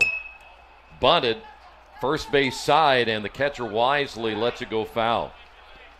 Yeah, good thought there. I think originally when he came out, he thought he had a play. Then he realized, oh, this guy's getting down the line pretty good. I better hope this goes foul. Good decision. Johnson hanging in there as he's gone now 6 1/3 after a shaky 2nd inning. He has really pitched extremely well since then. The 1-1 pitch is outside, 2-1. For the people that don't know that are out there listening, I'm Chuck Murray. I'm Assistant Athletic Director at MSJ, former baseball coach, and now do a lot of the play-by-play for our team. And I'll tell you, this kid at the plate is a really good ball player. He killed us the weekend. He was in Cincinnati, and I think he's got a couple hits today, doesn't he? Yeah, and the double in the 1st and the single in the 2nd. He's got those long strides. Pitches up high. That'll be ball 4. 1 out walk to Ostrowski, and that'll bring up Connor O'Connell. O'Connell today, 0 for 2, was hit by a pitch back in the 5th inning. Rose-Hulman trying to get an insurance run as they lead at 3-2. Yeah, both well pitched by both teams so far. Yeah, the one thing we said that you're going to have to do is have good pitching. Yeah, especially when you're talking about a tournament this deep where you could go 5-6 games. You're going to have some length out of your starters. Johnson with the pitch, got him swinging. So now O'Connell down to the count at 0-2. Middle of the order here today for Rose-Hulman. 0 for 6 between number 3, 4, and 5. Pitches outside. Sure, I'm not down there with a radar gun, but he still looks like he's got really good pop on his fastball still. Yeah, it seems like he's getting a little stronger as we have gone throughout the middle innings. Had a good pickoff move earlier. His move to first base is a very good one, so you got to be careful if you're a Ostrowski. High fly ball, left field, Knuckles on the run, will not get to it. It falls in for the base hit. Heading to third will be Ostrowski, and a double by O'Connell. Now runners at second and third and 1 out. Yeah, the ball just kept drifting and slicing away. It looked like he was going to be able to get there, and it just kept slicing and slicing, and he had to play it safe and let it drop for, well, as it turns out, a double. Yeah, that wind now starting to blow perhaps from center field to left field as Rasmussen steps to the plate. Still 1 away here in the 7th, and now chance for Rose-Hulman to add to the 3-2 lead. Rasmussen takes the pitch for a strike. Yeah, Coach Marshall playing the infield in. I think that's the correct decision here. In a tightly, one-run ball game here late, he's trying to cut off that run. Rasmussen 0 for 3 today. Pitch outside. So sometimes, Troy, what they'll do is they'll run the contact play, meaning any ground ball, even though the infield's in, the runner from third will take off, especially with good speed on third. We'll see what Rose-Hulman does here. Pitch inside. 2 balls and a strike. Rasmussen came in as a .329 hitter. Foul tipped. And we'll go to 2-2. Big opportunity here for Mason Rasmussen. Johnson has not been in trouble since really back in that 2nd inning when he gave up the 3 runs. And that pitch is way outside. He does have a base open, but I know he'd prefer to try to get him out, that's for sure. The 3-2 pitch on the way and lost it outside. Second walk of this half inning, and that'll bring up Colton Brown. It was a really good pitch, just a little bit off the plate. Didn't really want to challenge him. Now he's got the double play in order. Brown, a couple of walks and a fielder's choice today. But now bases loaded. Looks like they'll drop back in double play depth here, try to turn one over. And the pitch outside. There is a right-hander throwing in the bullpen for Franklin.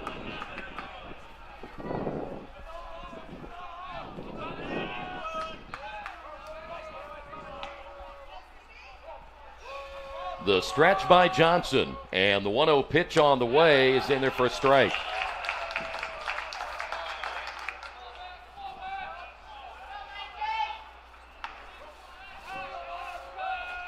Will Butts is in the bullpen for Franklin. The 1-1 pitch popped up right side. Wallace in fair territory takes a step into foul territory, makes the catch, and a big out of Colton Brown. Yeah, that's a huge out right there. Colton didn't quite get probably the swing he wanted. He kind of took a defensive swing there, and with less than 2 strikes, you really don't want to do that. So big out there for Franklin as they try to wiggle out of this really bases loaded jam here in a tight game in the 7th. Jackson Harms 1 for 3 today, is struck out twice. We told you about the big game he had earlier this year in which he drove in 6 runs as he takes the first pitch for a called strike.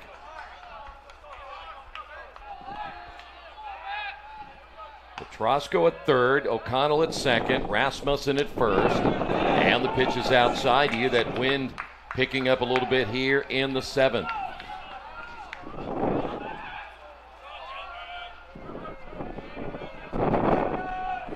Here's the 1-1 pitch. Swing and a miss. Big cut, that time by Harms. Boy, this would be big for Johnson to get out of this half inning. The 1-2 pitch on the way is up high. Yeah, 2-2 if you're Johnson. You want to try to make it happen here. You really prefer not to go full. 2 balls and 2 strikes, 2 away. The pitch on the way is grounded back to Johnson, and he's going to get out of the half inning as Rose-Hulman leaves the bases loaded, but they lead at 3-2.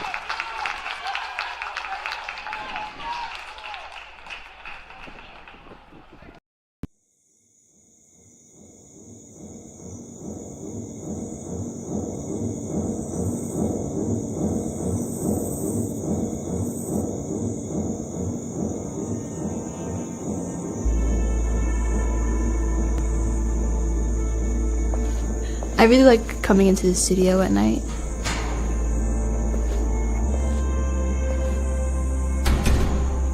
It can be really therapeutic just to come in on my own time, and I don't have any pressure on the things I make. I can just make it.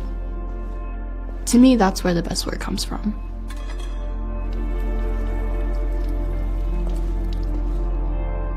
I was introduced to ceramics in high school, but at the time I was just hand building mugs. Before coming to Berea, I had never tried throwing on the wheel, but when I did, I fell in love with it. It was like almost addictive.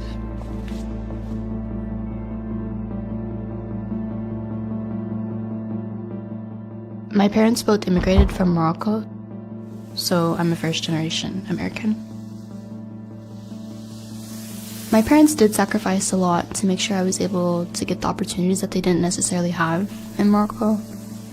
I see making tagines as a way for me to show my appreciation for my parents and also our Moroccan heritage.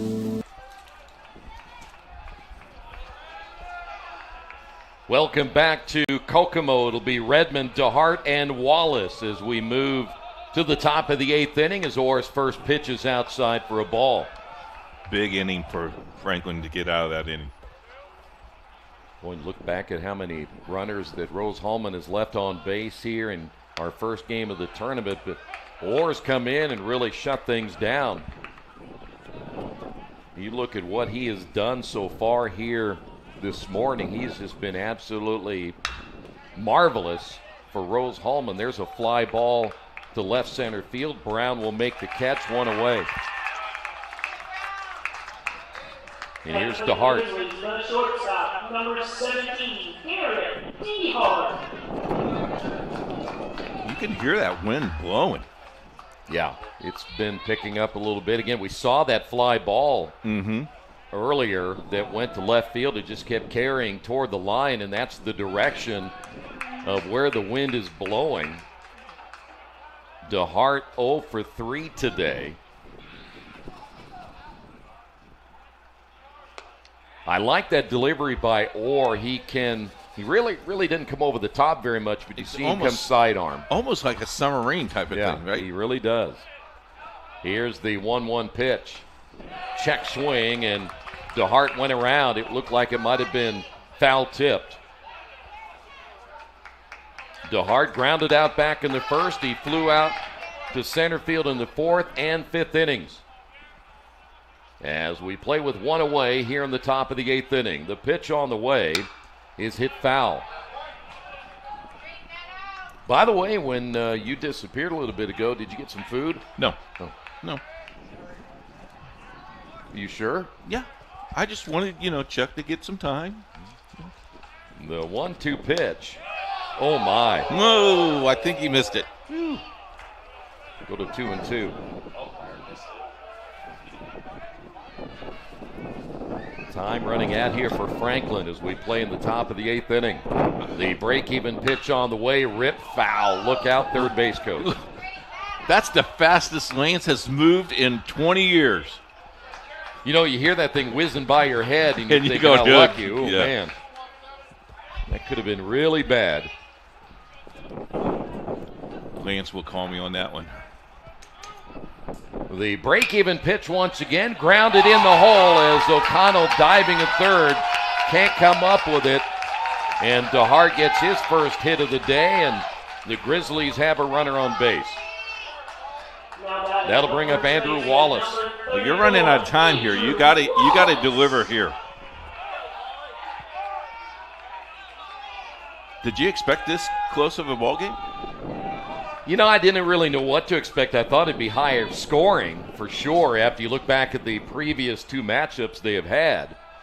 As Wallace steps to the plate and the pitch by Orr is outside. I mean, you think about Rose-Hulman scored, 27 runs in their first game. And Franklin scored 13, so it isn't unheard of that they were going to put up some runs today, but I'm very pleasantly surprised by the pitching. It just tells you how strong this conference is and how balanced it is. And it's tournament time, too. Here's the 1-1 pitch, low and outside. Wallace walked in the second inning, grounded out in the fourth, and flew out in the 6th inning.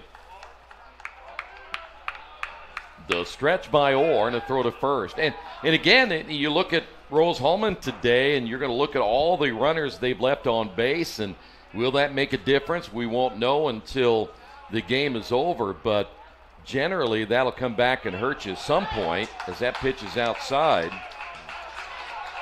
I have 8 runners left on base by the Fighting Engineers here today. 3 balls and a strike, and that pitch high and outside, and now 2 runners on. And here's Ian Knuckles. Knuckles hit that home run back in the 4th inning to make it 3-2. Knuckles hitting his 5th home run of the season.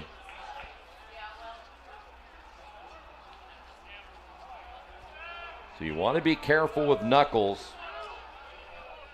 As now runners at first and second. The stretch by Orr and the pitch is up high. No activity so far in the Rose-Hulman bullpen.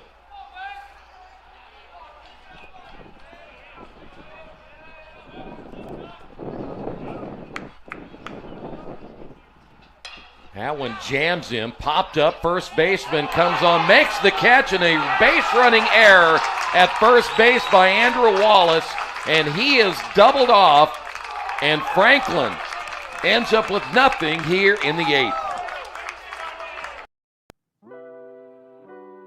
Hi, my name is Dr. Ruth Myers. I'm the Director of Nursing at Bluffton University. My background is I've been a registered nurse for 19 years. I started my career in oncology, caring for cancer patients, and the most recent 11 years of my career, I've been an advanced practice nurse as a family nurse practitioner in family medicine or internal medicine. Nursing is a great field, lots of opportunity for career growth. You'll have job security, but most of all, you'll have a meaningful career centered on taking care of patients and their families. Bluffton is a great fit for nursing. Here in our accredited program, we train our students to excel in building relationships and also in mentorship. Additionally, learning and serving in a close-knit community is very important to our students here, and we really instill the value of helping each other improve the health of our community and our world. So our students get hands-on experience all 4 years in our nursing program, whether it be clinical observation in that first year, or in subsequent years going out into the community setting where students get to apply what they've learned in the classroom, applying that didactic material in a clinical setting in the surrounding community, which is extremely valuable in providing a baseline broad knowledge about nursing, setting them up for success in their career as nurses in the future. I'd love to chat with you more. You can arrange for a campus visit, and I look forward to meeting you soon. Thank you. Troy, let's look at the replay of this mental mistake that could cost Franklin. See, I'm not sure what he was doing right there. Caught there, and he's, heads up by the pitching pitcher yelling at the first baseman, come back, come back. Cernak will step to the plate, takes the pitch inside, and that's the kind of mistake that may cost you in a close game like this at 3-2. Cernak is 0 for 2 today, a swing and a miss. And I'll tell you what, Johnson is still throwing hard. He is. He's definitely popping it. The 1-1 pitch in there for a strike. Be good to have the clock. I know they don't do that during the tournament, but it'd be nice to clock him and see how he's throwing fast. Pitch is outside.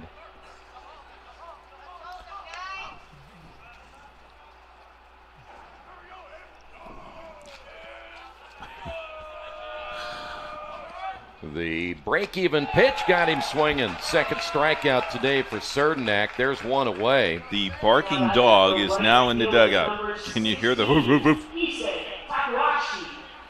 Here is Issei Takahashi. His first at bat today as he came in for Michael Stenger. Takahashi hitting .333. He's only appeared in 5 games this year and takes that pitch outside for a ball.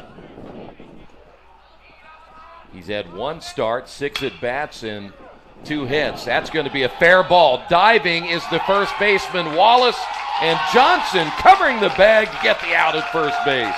Great play by Wallace. We have seen some good defense here. Yeah, but I'll tell you what, give Johnson credit for getting over there. Sometimes as a pitcher, you fall asleep and you don't go over and cover the base. As you take another look at how close this is at first.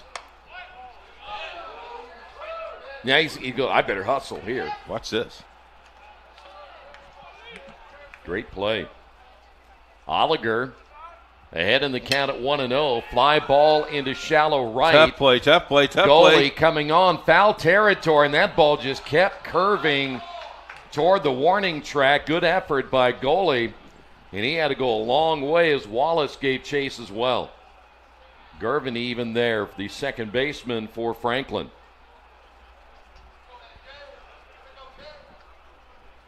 We always like to look ahead as you go to the top of the 9th inning. It'll be Willman, Billman, and goalie all due up, so we'll go 7, 8, and 9 for the Grizzlies. The 1-1 pitch is on the outside corner for a strike, and now Oliger behind at 1-2. 2 away here in the 8th inning. The pitch by Johnson, lifted into right field. That's going to be a base hit. So Oliger a 2-out single, and back to the top of the order now, and Peter Rogers. Number 7, Peter Rogers. Rogers due for a hit today. He is 0 for 3. Does have a walk and a stolen base to his credit. He struck out his last time up in the 7th. Rose Holman left the bases loaded in that 7th inning. Johnson trying to complete this game. Pitch is way outside as you saw Rogers squaring to bunt. Still a right-hander throwing in the Grizzlies bullpen if they need him. Ground ball chopper foul. Nice play down at third.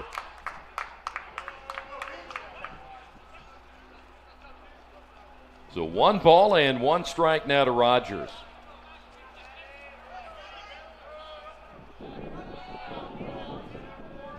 One pitch is outside. 2 balls and a strike.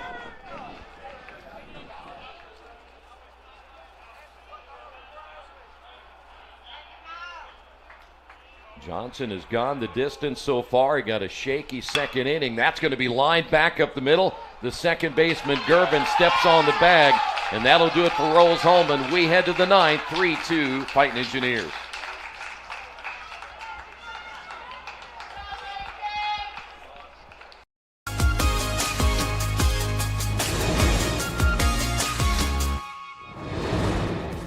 Skylar is a senior biochemistry major from right here in Richmond, Indiana.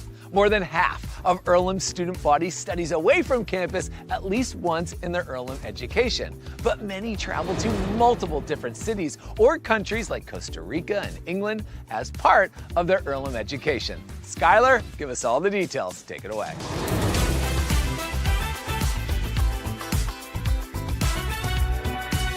Thanks, Alex. Hey, everyone. It's great to be here today.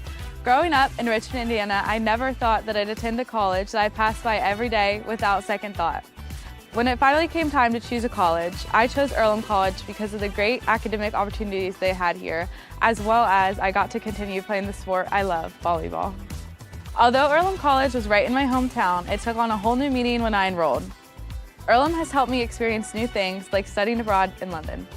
My time in London has been one of the highlights of my time at Earlham. I never thought studying abroad, especially in London, was possible because I thought it'd be so expensive. But with Earlham's guidance, it ended up being the same price as if I was studying on campus. I got to immerse myself in different cultures, learn in a totally different environment, and grow as an individual. I also participated in Epic for Athletes, where I got to travel to Costa Rica with my volleyball team, totally free of charge. The resources at Earlham. Well, new pitcher. It's going to be Jonathan Oliger, making his 15th appearance as he'll look to shut things down, looking for his 5th save of the year. And the first pitch is inside for a ball to Luke Willman. You need 2 here. 1 would be nice, 2 would be great. 2 would be great. Willman 1 for 3 today, and that pitch a called strike. By the way, it'll be Neville taking over at second base. That's Joe Neville, who's also a pitcher, but generally is an infielder. There's a pitch just off the plate, and it's now 2 balls and a strike. Willman, Billman, and goalie.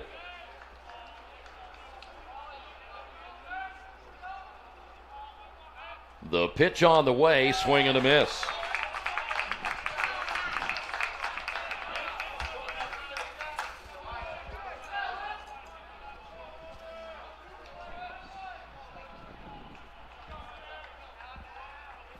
Oliger gets the sign from Rasmussen, and the break-even pitch on the way is just outside 3-2. I'm going to go see if he chased.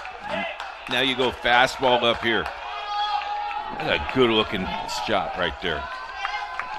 Think they're excited in the dugout? Trying to get a rally going. Payoff pitch, hit foul. Good cut there by Willman. Outfield will play it straight away. Willman came into this one a .248 hitter. Oliger's payoff pitch popped him up on the right side. Second baseman Neville going out. The right fielder Takahashi coming in to make the catch. We got a couple of those close plays from the outfield and the infielders. Here's Billman. I will tell you this, they communicate pretty well because they're yelling at each other. So yeah. Looks like we may have a pinch hitter here. This will be number 42. And we'll tell you who this young man is right now. Riddick Bolton. So Bolton hitting for Billman. .268 batting average.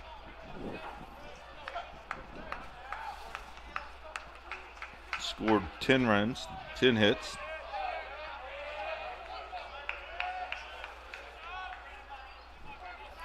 Also has walked 7 times.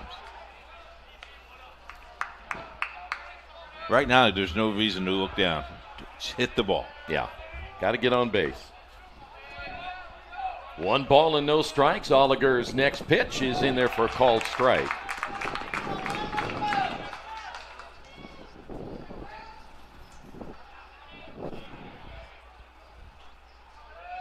One away as we play here in the top of the 9th inning. Ground ball up the middle. It'll be Rogers. The throw to first, 2 away.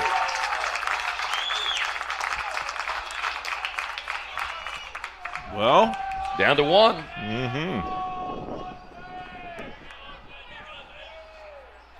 And this will be number 16, which is Daniel Cross. Cross bats at 242. Number 16, Daniel Cross. Slugging percentage at 379. Not a real power hitter here at the bottom of the order, but you had goalie 0 for 3. They're going to give Cross a chance to get on base here as Oliger looking for his 5th save, and the first pitch in there for a strike. Fighting Engineers looking for their 23rd win of the season, but more importantly, they stay out of the losers bracket. There's a check swing. They'll play again today at 4:30, though. Is that correct? The winner will move on to the 7:45 game, okay. and Franklin would end up playing Manchester at 4:30. Oliger's next pitch is outside. Did he go around? No. Lowest seed of game 1 and 2. That would be Franklin, since they're lower seed at number 6. 1-2 pitch, got him looking.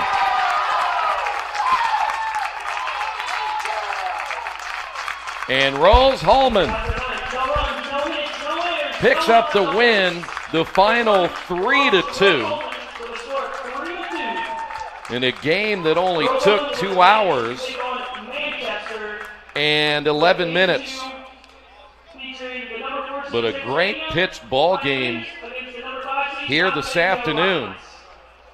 And that's the name of the game when you get into tournament play, is just win and advance and then think about your next game. But overall, Coach, I tell you what, I'm very impressed with what we saw in the pitching department. You look at Johnson, the way he threw today.